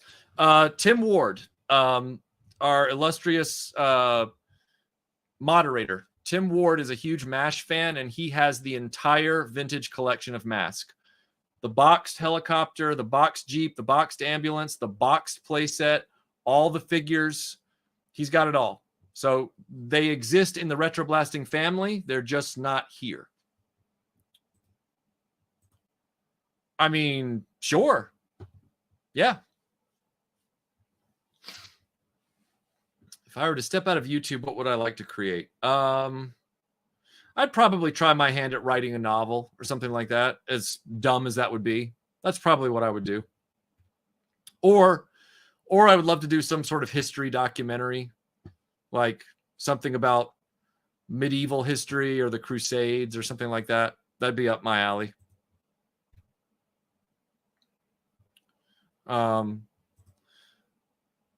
Yep, exactly. Chronically, exactly. Let's see. Snell's World, thank you for the super chat. I thought Indiana Jones Origin was the Young Indiana Jones TV show. Yeah, it is. But how many people actually liked or even paid attention to that show? And also, That's not the way the character was introduced. They felt no need to introduce that character at his origin point because that's not what the character really needed. That character didn't need an origin to resonate with audiences, and Raiders of the Lost Ark is proof. Case closed, book slammed, mic dropped, we're done.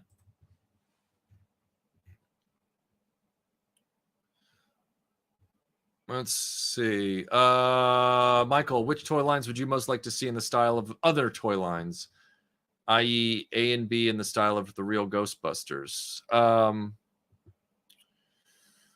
I mean, I'd really like some posable, like with joints and multiple characters in the franchise Tomb Raider figures that, you know, go with, I don't know, the Indiana Jones 3 3/4 inch line. That would be cool. Other things that would be cool if they had toys. Well, I said for years as a kid, I wanted my Ghostbusters to be O-Ring Joes. I didn't want them to be 5 POA cartoon characters. So there's that. Yeah. Those are probably the two that I can think of off the top of my head.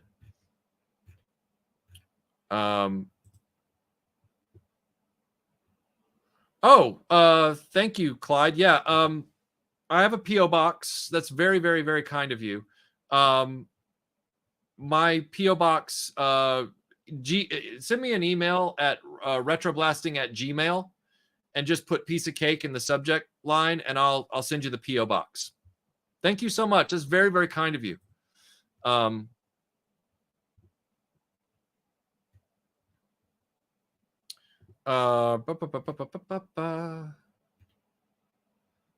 Kenner's simplicity and inaccuracy rarely face complaints because they never claimed accuracy. Hasbro, however, did, so they were held accountable. Yeah, and that Black Series, even though they were held accountable, they never did anything with it. Like they never really tried to improve. They've just been screwing up ever since.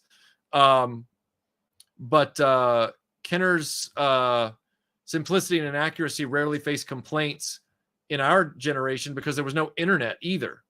So I had my thoughts as a kid about why is this lightsaber yellow and why are they making this stupid band and stuff like that I've chronicled in Star Wars Follies, and why are these blasters with these characters and these aren't, and why didn't enough Lukes come with lightsabers and all that stuff.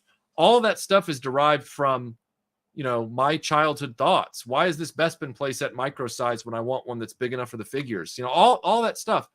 So we had our complaints, but we couldn't force Kenner to face them because most of us weren't writing letters to the editor. There was no internet back then. It was a totally different ball game. And everybody now thinks that, oh, Kenner was perfect. It's like Kenner was fun. Kenner was great. Kenner had the right idea with Star Wars. But that doesn't mean that it was without flaws and problems and weirdness and just strange bullshit. And some of us actually noticed. And it wasn't that we wanted things to be the way Hasbro makes them. I've never had a complaint about most of the styling of the figures, and the vehicles were stellar and all that kind of stuff. It's just little quirky things that make you go, like it. So it's not an indictment of Kenner, but it doesn't mean that we were forgiving of everything. You know what I'm saying?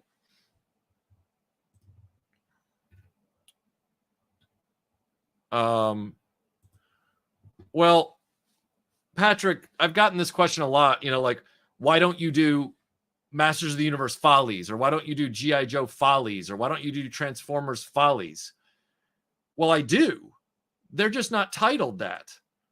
G.I. Joe has a number of videos, and Masters of the Universe have a number of ongoing videos that point out all the quirky shit that are in those lines. Helmet mics and Stridor and Snake Mountain's got nothing in it. And, you know, what's up with the G.I. Joe Command Center and the way it was made, and what's up with the APC and, you know, all that stuff. But I don't call them Follies. Why? That's the title of the Star Wars series. I'm not going to sit there and just be like, and I can't think of any title for anything else. I just don't feel it's necessary to have like all these things that are the same subhead. Star Wars Follies is what it is, and it's special, and it gets the title. It's based on titles of movies from the 1930s. They were called Ziegfeld Follies, all that kind of stuff. So that's its thing. The other ones, if you watch the videos, if you watch the Masters of the Universe videos and the G.I. Joe videos on this channel, you will see, oh yeah, they're just as quirky and humorous and snarky and sarcastic as the Star Wars Follies are. They've got the same level of production value.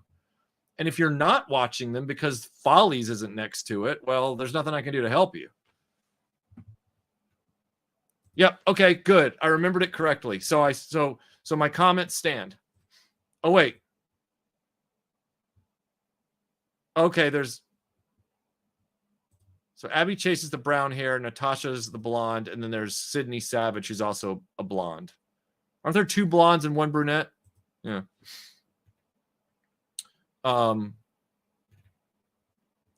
There were no distribution problems with Star Wars vehicles back in the day.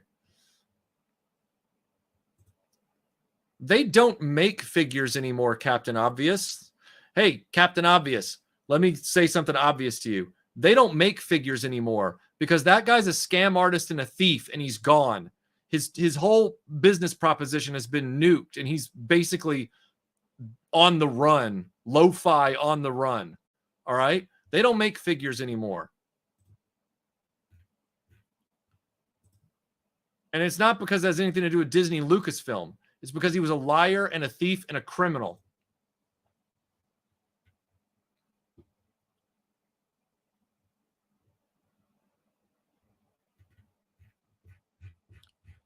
Pardon me for a moment. How am I supposed to get sarcasm when I can't hear your tone of voice?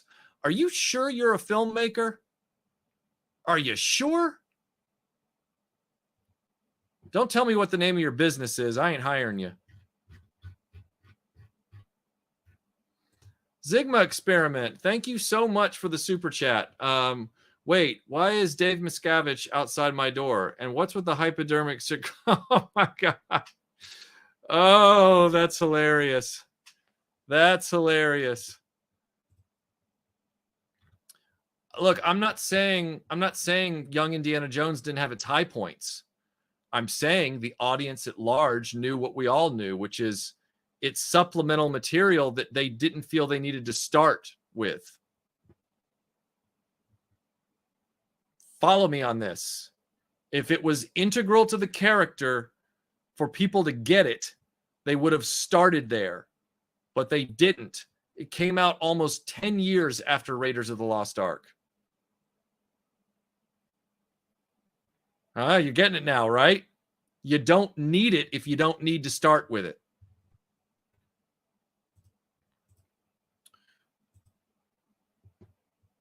Jada Toys would make an awesome 112 Lara Croft. Yep.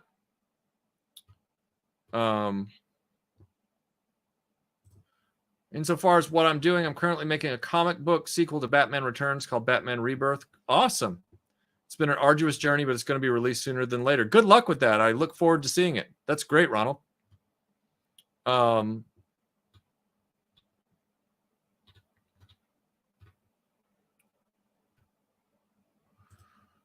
His origin was not the intro to Last Crusade. That was the first origin. Then they went back in Young Indiana Jones Chronicles and showed him as an even younger boy doing stuff with his father and mother. I am shocked that Indiana Jones's origin has gotten this complicated for people.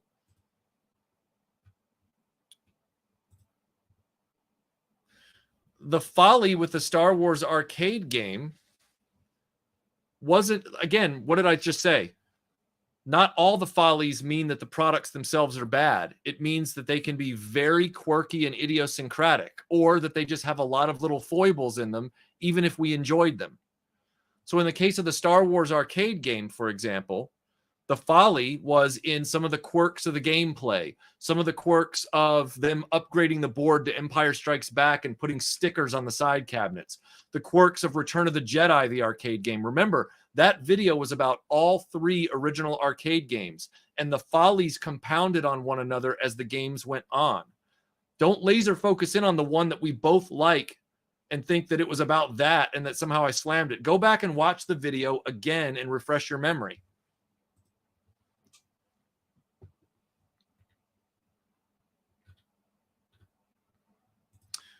Finishing up the Terradrome. And then after that, there probably won't be a restoration for a while. There's a few little things I got to dig out and work on, but I probably won't do them for a while. So, you know, it'll be a bit. Looking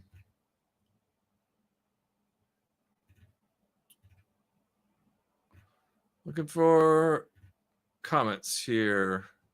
Huh. I know there are stickers on Redbubble that might include Broken Vader. I don't know if we have any standalone stuff, and that would be hard because of the whole Lucasfilm problem. So we kind of have to trick that a little bit.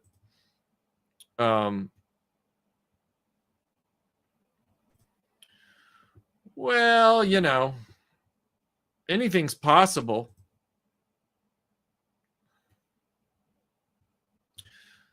Such a shame seeing folks ask for stuff that's there. One of the only figure channels with stellar quality, even at 11 or 12 years old. Love all the content I've binged through, especially G.I. Joe. Thank you, Gus. Thank you. And we're still putting that level of effort into every video that we're working on that is a scripted, post-produced video. So more of those are on the way.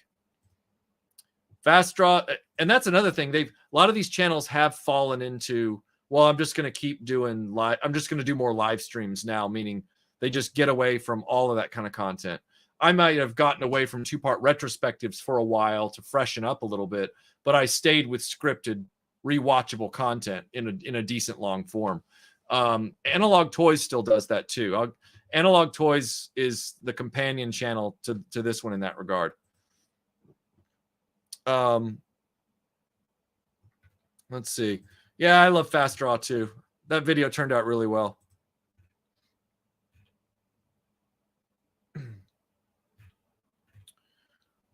I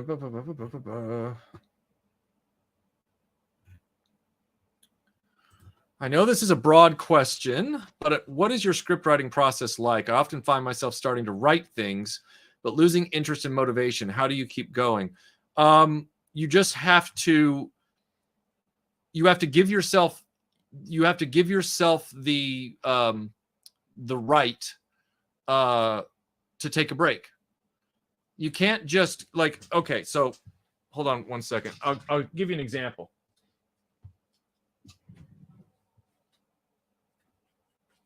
Here it is.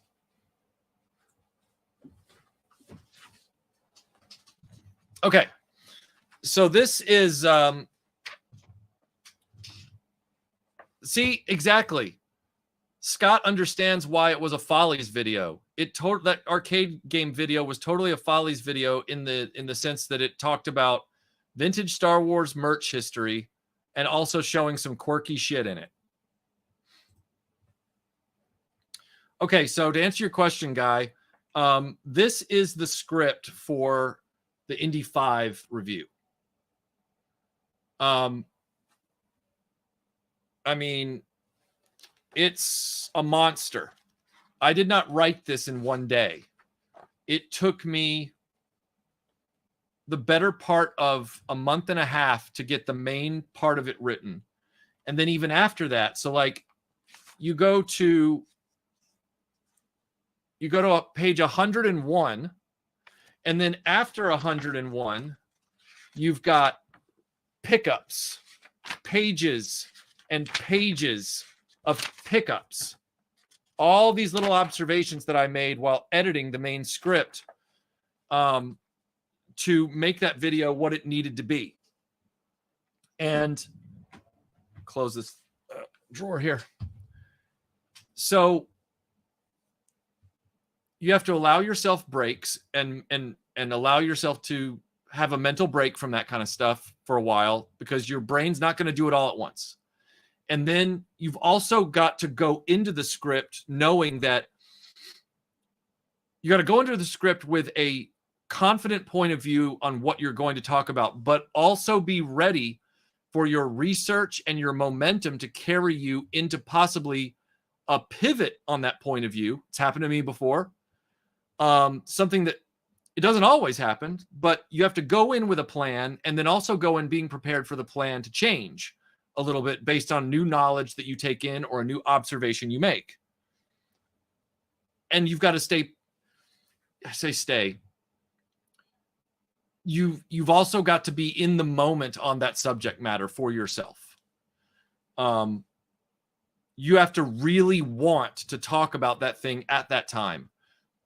I wanted to talk about Robin Hood so badly. I was working on that script for a while, and then my trip to England got scrubbed.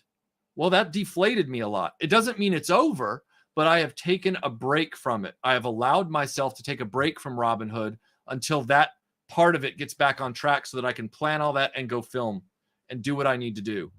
But until then, I got the Indy 5 video done and a number of other big projects that I've done, in the few years since that happened.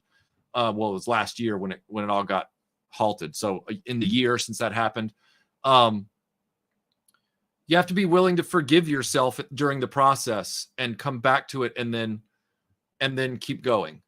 It's not all going to happen in one day for every script. That's the best answer I know how to give. But just be confident and in yourself that just because you were interested at a hyper-focused level in a topic for 3 weeks, but you didn't get through the script and you feel like dropping it for now, don't be afraid of never being interested in that thing again to come back around and finish it off. The Lost Lightsaber Star Wars Follies was a script that I just shot this year, just a few weeks ago, but the idea and the script was written 7 years ago.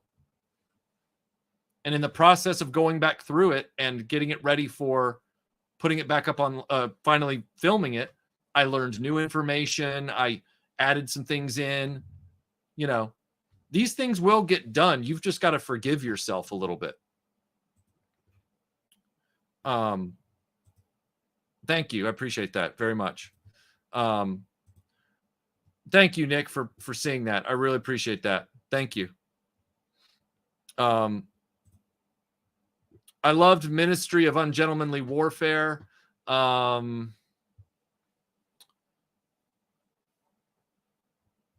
the newest movie I've seen recently that I really liked.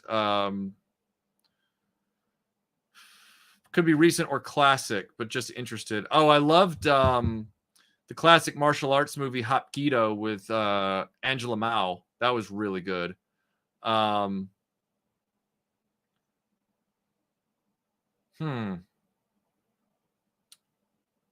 Lately I've been having to revisit some classics that I've already seen, so it doesn't really fall into the same category. But I'll mull on that and see if I can come up with some more.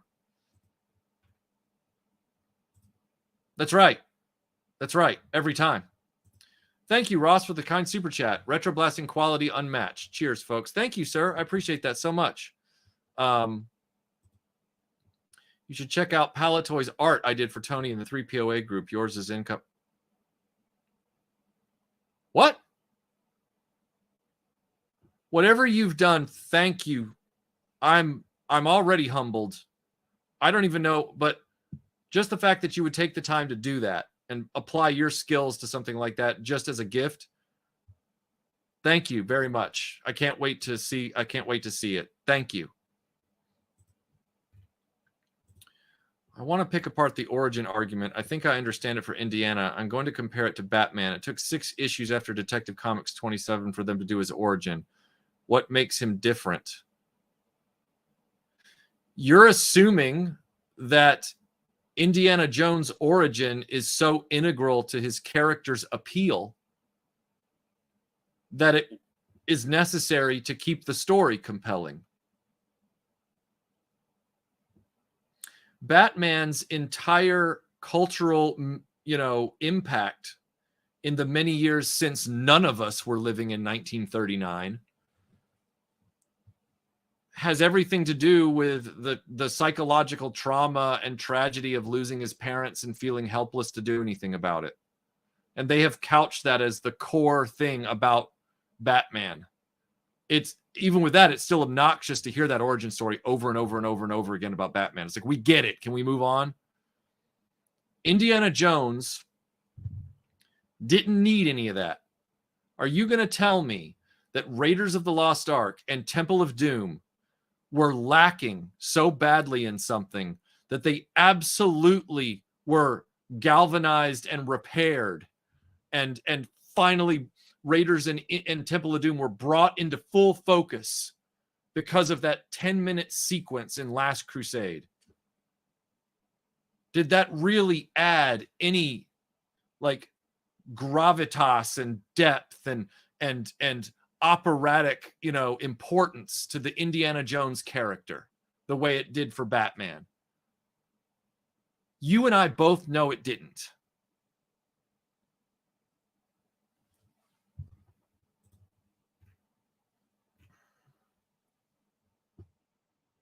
Hey, Rodimus, good to see you, sir. Hope you're doing well.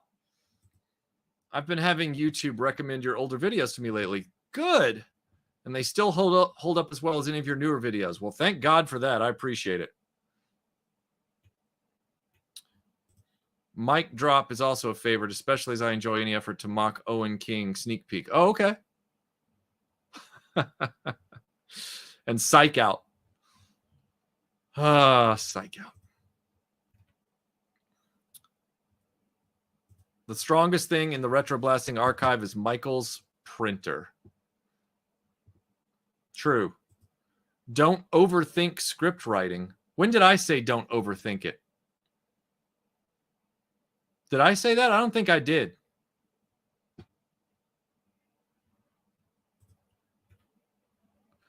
Because if you're going to put a good script together and take the time to put a video out about all that work that you did, you better overthink it.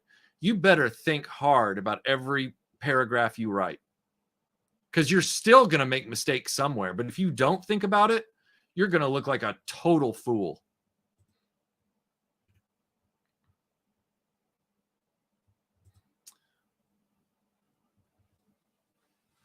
Thank you. Well, you have to when you're sitting in a chair and not recording all your stuff in front of a screen. You see, I don't use a teleprompter.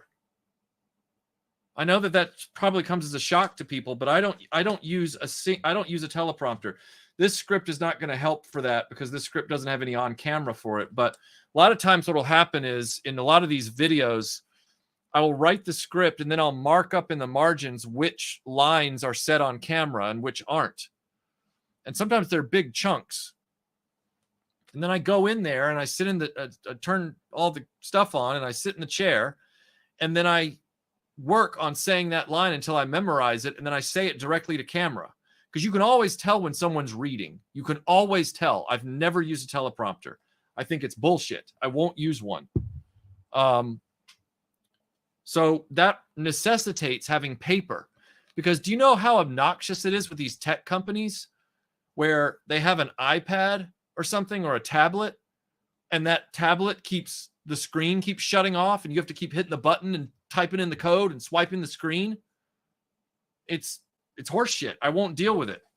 I will recycle all this paper. Not this. I'm keeping this script, but I recycle my pages after I will then go back and use them and write on the backs of them after I'm done with shot lists and all kinds of stuff. But yeah, I won't deal with a tech device when I'm trying to actually get my thoughts down. I won't do it.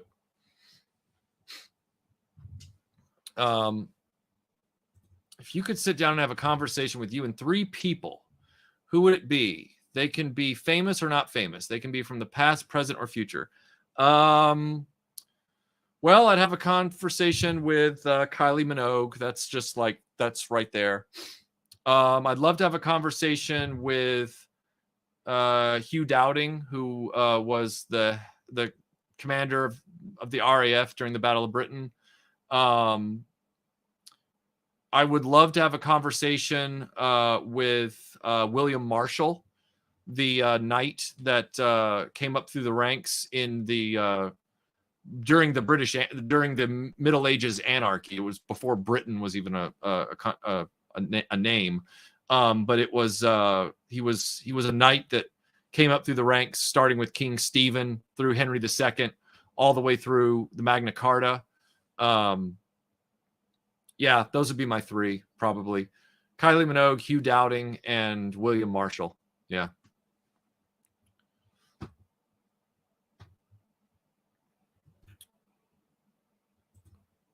And not just you, Analog Toys has his insane haters too. Well, yeah, I mean, I know that, but what are we responding to here? Not just you seems like it's a follow-up to another statement. It just crossed 800,000, so I'm really happy about that. Just crossed 800,000. Which Robin Hood do I plan on doing? You haven't been around these parts for a while, have you? No, this video is going to be talking about all the Robin Hoods, and I mean all of them. All of them. I have them all. I've watched them all.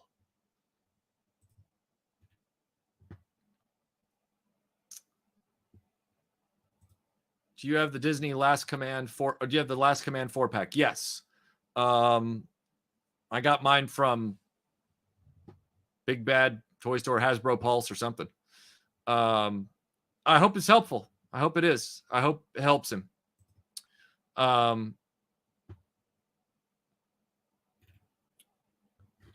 Let's see. I just pre-ordered that Blu-ray that they finally announced, so that should be shipped at some point. Well said, Michael. As an aspiring video maker myself, my first video is about the OG Tron. There will always be new things to add, so I like to word it as the longer it takes, the better. Yeah, exactly. Good luck with the Tron video. I'd prefer close to the source because most people haven't read the source. So what's wrong with showing them the source as a movie? Their argument that we need to change it because some people have read it, so they'll already know what happens. Like, yeah, 4 people out of 100 will know what they're going to go see, and they're going to want to go see it. And the other 96 people will be interested to see a story and hope it's good, and that's a guarantee that it'll be good because you based it off the source material. This isn't rocket science. Well, good luck with whatever you're working on. Script writing is not simple, but you can do it. Thanks, Impossible Pie. Appreciate that. Not sure if you remember me, but I hope you're doing well. I want to say keep up the good work on the awesome content. Well, thank you. And I don't remember you specifically, but I remember your handle name. So I hope you're doing well. You're very welcome, sir. Scott Knudsen, thank you for the super chat. He says, I think a keyboard element of RetroBlasting's enduring quality is the willingness to expand the horizons. The tagline might be Jaws to Jurassic Park, but now also enjoy these videos on Cynthia Rothrock and the Spice Girls. Yeah. Yeah, that's a great way to put it. I like to talk about what interests me. You know? Ra, thank you. Thank you for throwing that in there. John Wick is another perfect example. We don't need an origin story for every character. 100% KBA. Oh, thanks. Thank you. If you spent 10 years in prison for a crime you didn't do or commit, would you be justified in murdering innocent people? Well, I've seen V for Vendetta that if just because you were within the letter of the law doing the wrong thing doesn't mean you're innocent. Laws are not justice.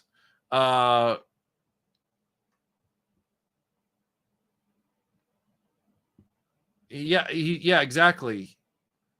All you need to know about him is in the first 15 minutes of Raiders. Everything from the first adventure with the idol to the university scenes. That's all you need to know about that guy. Raiders proves it because it's a really good movie. Nobody complained. How hard is it to stay honest in the modern YouTube setting? You seem to say no to a lot of things.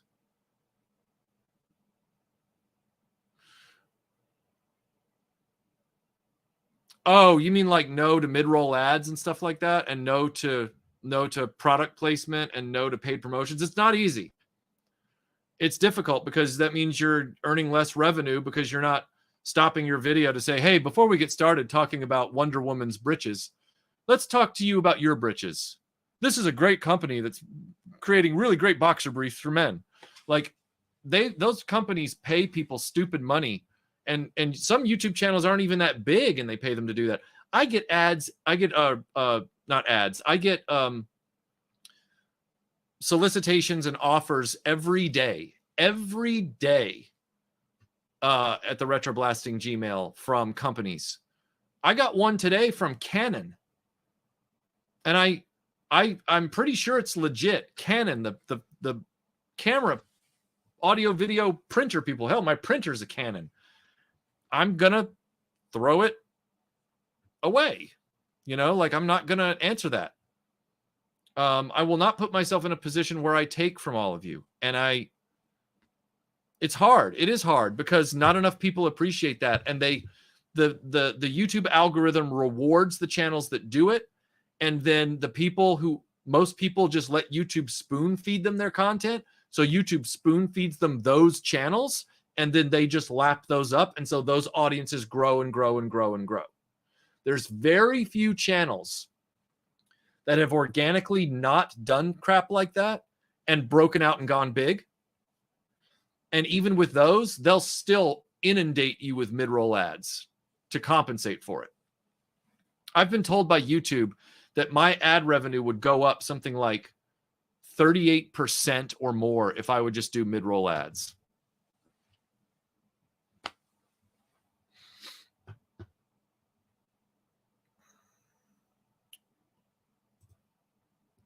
Thank you for the super chat, sir. Your amount and message will be great. Whatever. But I do thank you for the super chat. It's very nice. Well, most of them do get recycled after they get used as shot lists. Then I just tear it up and throw it in the recycling bin once the backs of them are used up. I know it's crazy, but you know, because I wouldn't see the point in selling those scripts. If people really want them, I'll just give them to patrons or something who want them. I'll just send them to them or something. I don't know.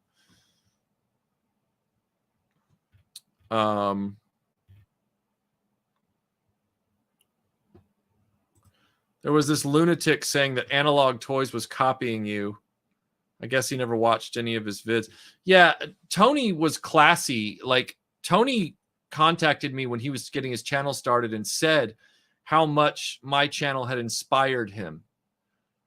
There's no copyright on my style or anything like that. The copyright is literally on the name RetroBlasting. That's it. Like, we have that trademark. That's our name. And it's all registered with the government and everything, like formally copyrighted and trademarked. But as far as like, Tony had the class to say you've inspired me, but Tony has his own style and his own point of view and his own observations and his own interests.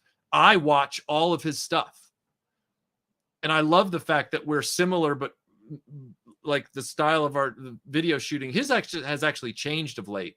But for many years, he and I were like the mirror image of each other with the table next to each other, just opposite sides. And I always liked that because he was honest and genuine about it. And he was considerate. He didn't try to like hide it or get around it. He didn't just gank Broken Vader as a cheap knockoff and suddenly act like he created a character like some YouTubers do. When a person feels passionate about something, they can roll with it. And I like those types of videos as well. Yeah. Yeah, I don't think I've said once here that unscripted videos are a problem. But how often have you gone back and rewatched a multi-hour live stream that you've already sat through once? There might be some really good kernels in there of people saying and doing stuff, but it doesn't mean that unscripted is always bad. It's not. Unscripted can be very good, but they are more difficult, and sometimes the person ends up more often than not making a fool of themselves.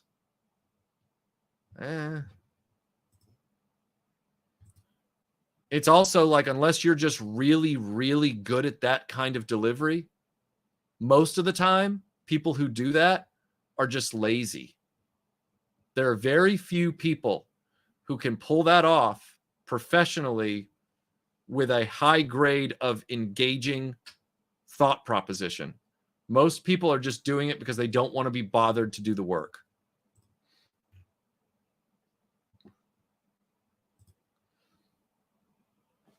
That.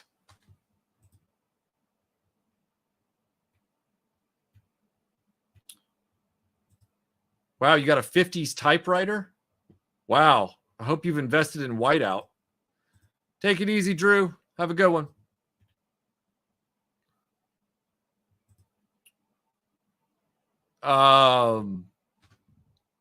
Probably the Palatoy Death Star. Although that's not Kenner. Kenner Death Star and Palatoy Death Star are the best ones. I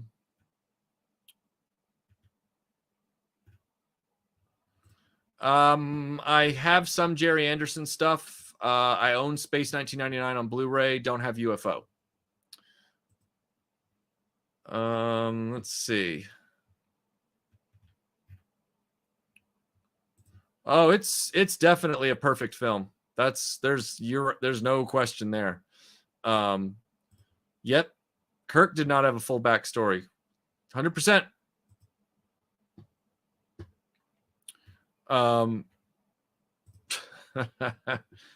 Right?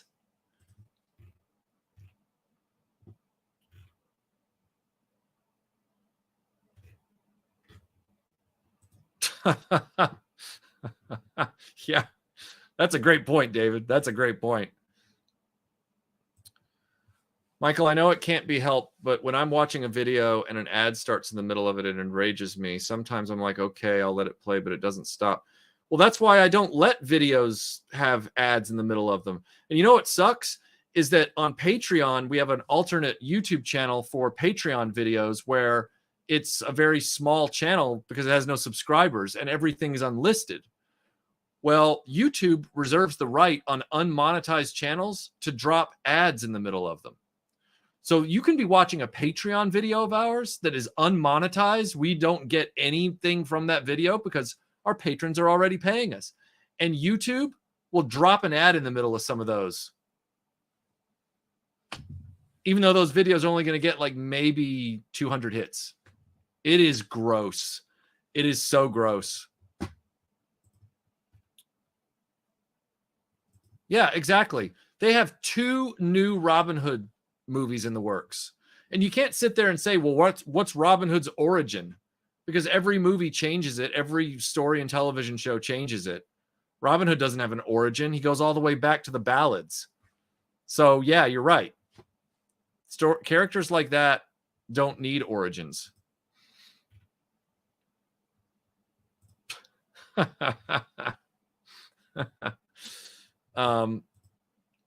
It was asked already. I don't know if it's a reissue or a remake. I'm not sure how that works.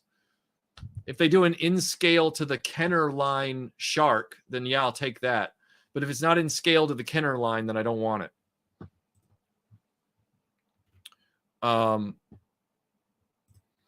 Yeah, exactly. He does a lot of the 70s stuff, which I haven't collected.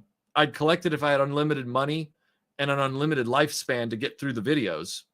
But I don't have that kind of time or money. So I'm glad he goes back a little farther. I go a little more into the 90s. He goes a little more into the 70s. It works out for both of us very nicely.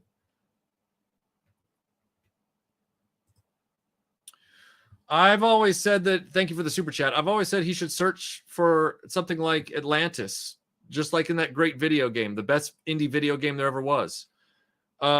He could search for all kinds of things. There's all these amazing mythological things in our history. There's one, when I didn't put it in the Dial of Destiny review, but I said, if Dial of Destiny was around the time that people were protesting Vietnam, there is an amazing Vietnamese myth, legend. There's an amazing Vietnamese legend about something called the Sword of the Dragon. It's a real thing in their mythological history. And it is an item like the Ark, where the legend says that the person who wields the Sword of the Dragon will have, ultimate power, over the world, or, he'll be able to conquer. He or she who holds the Sword of the Dragon will be able to conquer the world, like the ultimate Genghis Khan, the ultimate warrior emperor. That stuff is easy to find if you actually just read history. And it's far more engaging than a ancient hunk of gears that does nothing.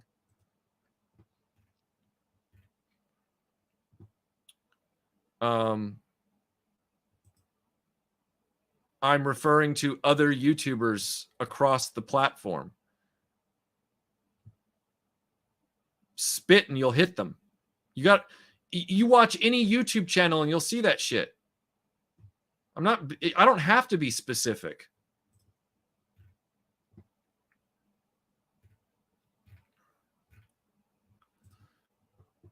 Thank you for the super chat. Yes, I have, of course.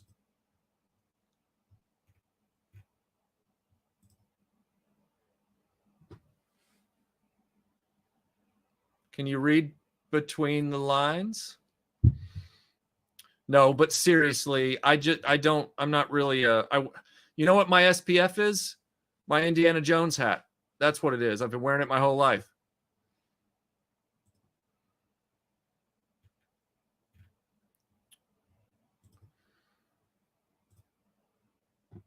Like,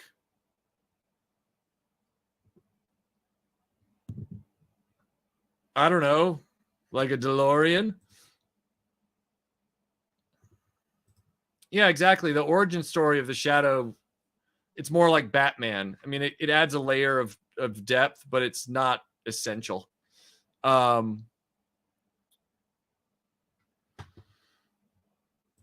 Well, the problem, Slacker, with the Spear of Destiny is that there are multiple Spears of Destiny. None of them have been verified. Their veracity is all questionable.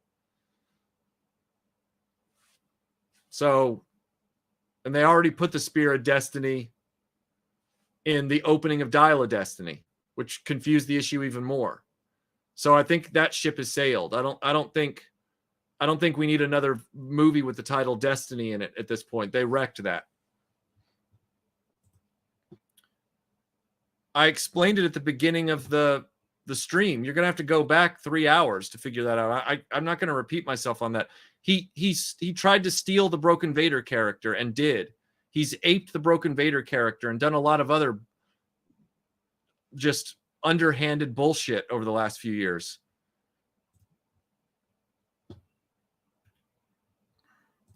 LJ, thank you for the super chat. Thank you so much. He says, had to throw in one more super chat. I'm hanging in, but wanted to add the compliments for Analog Toys. You both are class acts.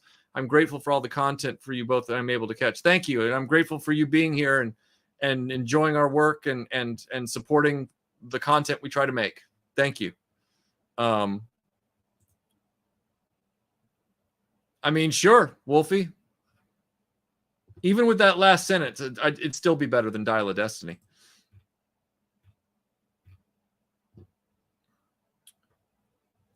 Yeah, of course I've seen Andor. I wouldn't do a Rogue One video without having seen Andor. I've got the 4K set of it. That's how I saw it, because I don't have a Disney Plus account. I waited for it on 4K disc. I bought it on 4K disc and I watched it because that's the one show I wanted to see.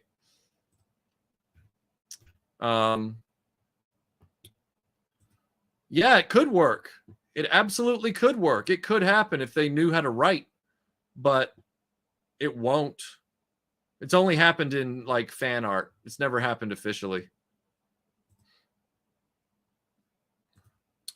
I mean, I've been to New York City before. I've never been to Comic-Con though. Well, as I said earlier in the stream, Loom, there will be one, but it won't be anytime soon. Oh, hold on a second, guys. Sorry. Oh, crap. Melinda's just alerted to me that I've been on for 3 hours, not an hour and a half, and it's after 9 o'clock. I apologize to everybody who's been hanging in there. No, he did not ask or run that by me or just give me a heads up. Nothing. Toy Polloi basically cut himself off from us after the first Iconicon, but we don't know why.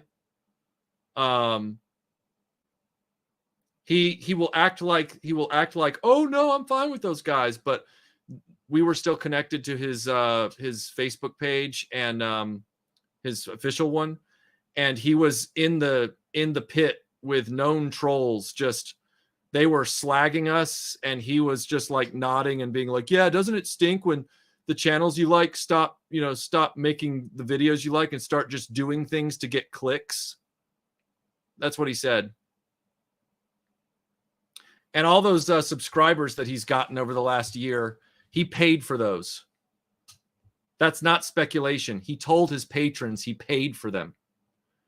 He bought them from YouTube. They're all those subscribers that he bought are bots.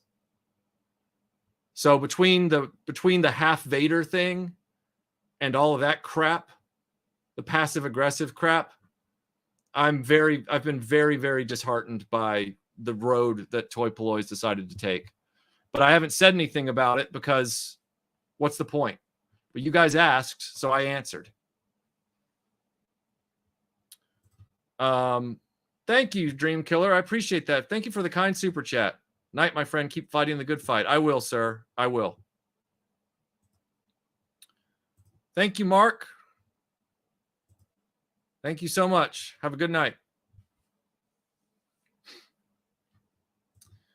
Yeah, the views don't match. The windows don't match or the carpet doesn't match the drapes. The views on his channel have not gone up versus the subscribers that he's gotten. So he's gone down a weird road, but all of that would be immaterial. It was basically being complicit with the trolls and acting like he was just this innocent person and we were the crazy people. Because this all happened in the background with us. We tried to engage him in the background because we weren't going to slag our friend in public or whatever. This was like well over 2 years ago now. And then about a year and a half ago, whatever it was, suddenly that half Vader thing comes out and people start asking me, did you know about this half Vader thing? And I'm like, no, but I'm not surprised. The guy's turned into a total. I gotta stop myself before I call somebody a name.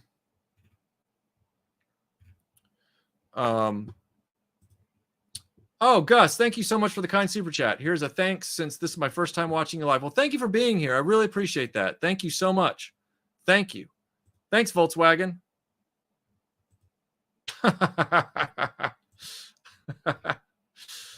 Oh, man. I saw that a long time ago in film school. I haven't seen it since, so I'd have to see it again before I give you a... Yeah, he ripped him off unsuccessfully. Like, if there's one thing that man doesn't know how to do, and it wouldn't be an indictment if he hadn't stolen Broken Vader, it wouldn't be a crime, or tried to steal him. But Toy Polloi is not the place anybody would think to go for comedy. But still, the shamelessness of it, it's pitiable.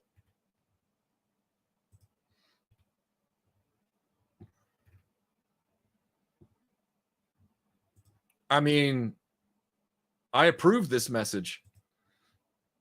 Why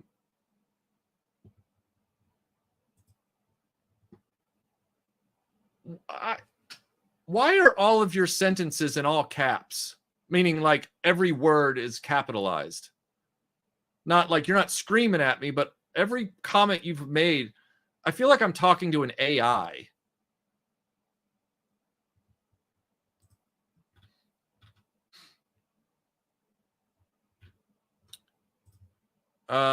David, thanks for the super chat so late in the game. Always great to see you, sir. Have a great night. You too, sir. Have a great night. I'll talk to you soon.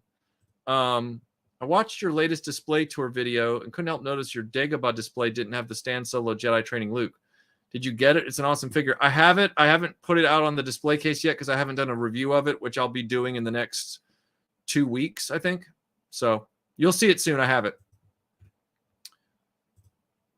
Yeah, I saw it in the theater when it came out.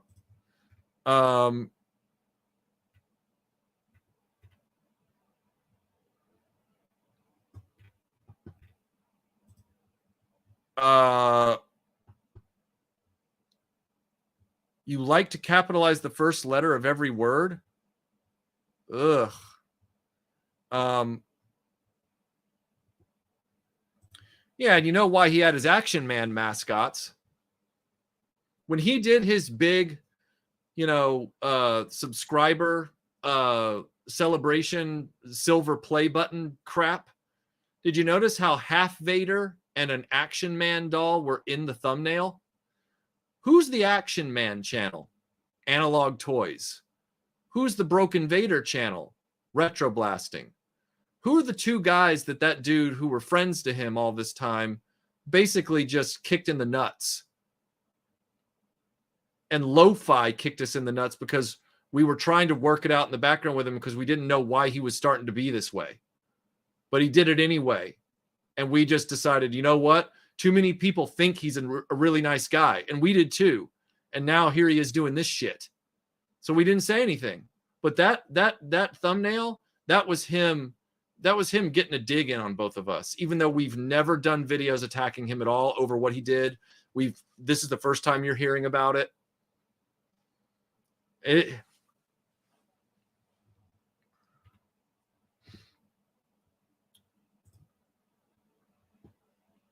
It's funny because the first time I heard of Toy Polo was when you shouted him out using his Lego technique. Yeah. And I mentioned him in other videos. She even showed Broken Vader watching one of his videos at the beginning of a Star Wars Follies. And I asked him ahead of time before I filmed it if that would be okay. And he said, absolutely. Did he provide me the same courtesy with half Vader and all that crap? No, he didn't. No, he did not.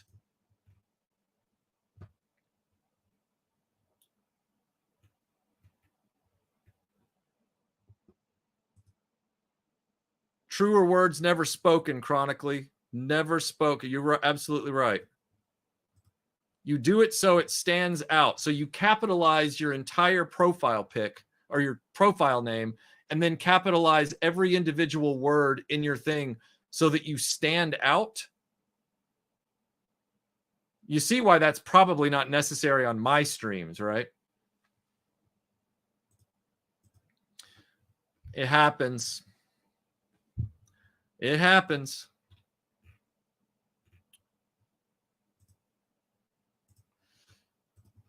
Just wanted to say thanks for getting me interested in World War II. You're welcome, especially how it's depicted in film. Finally watched Battle of Britain earlier.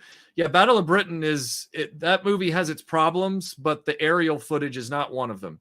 That movie has a lot going for it. I think the only problem with that film is the shoehorned in Christopher Plummer, Susanna York sort of like romance. But because the movie's so big, it doesn't feel like a Titanic thing. They're like 2 of like 15 main characters. So it's not a Pearl Harbor Titanic situation in that movie. It's still just a little bit of a weak point. Yeah, I did, Jeremy. I did. I don't regret doing that because at the time that was true. And I still feel like it was the right thing to do even after that. But he's really pulled a number on a lot of people, and he thinks he's going to get away with it because he's the nice, you know, mousy voiced guy. It would have still been cool if he'd actually been nice, but nope. And that's the thing. The receipts are always there. It's not me hand wringing. It's I stay silent. Years go by, then you guys ask about something that happens to relate to that, and then I tell you, and then everybody's like, "Oh my gosh!" And it's like, look, not all of this is stuff you guys should have known or even would have been aware of, but isn't it eye-opening when it comes out? Thank you for the super chat. Thank you. It's very kind. Ever watch the British crime drama Callan? Oh, yeah. The one with he played the Equalizer. His name is I'm losing his name right now, but I love that actor, and I absolutely loved him in that. It's a great show. Great show. Love it. Give our best to Melinda. I will. And thank you again for the very kind super chat. Edward Woodward. Thank you, sir. I was reaching for it. Yeah. No, great show. Great show. And he was also excellent in Hot Fuzz. Oh,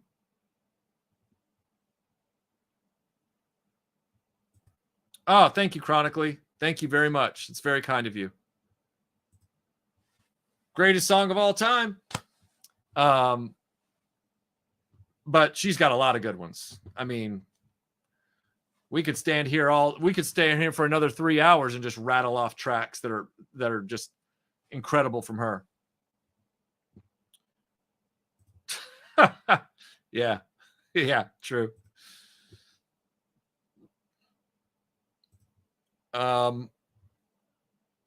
RC is awesome because it's that underdog brand, and yet it's good. I'm the same way, Cute Fluff. I'm the same way.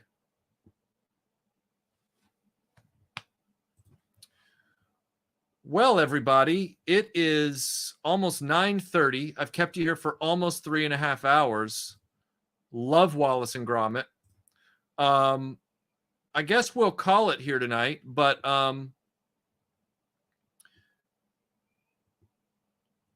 well, Family Guy is only funny like 10% of the time, so I'm not too worried about that. But everybody, really have a great night, and thank you for being here tonight. Thank you for Rob. You guys make it the awesome stream. Thank you so much. I'll see you all in the next video. You'll see a video here from me in about 2 or 3 days, and then I'm going to continue working on Rogue One, which you'll see soon. So in the meantime, you guys have a great night. Hope those of you in the hurricane zone are going to be okay. And just get some rest. Have a safe week, and I'll see you soon. Love you all. Bye.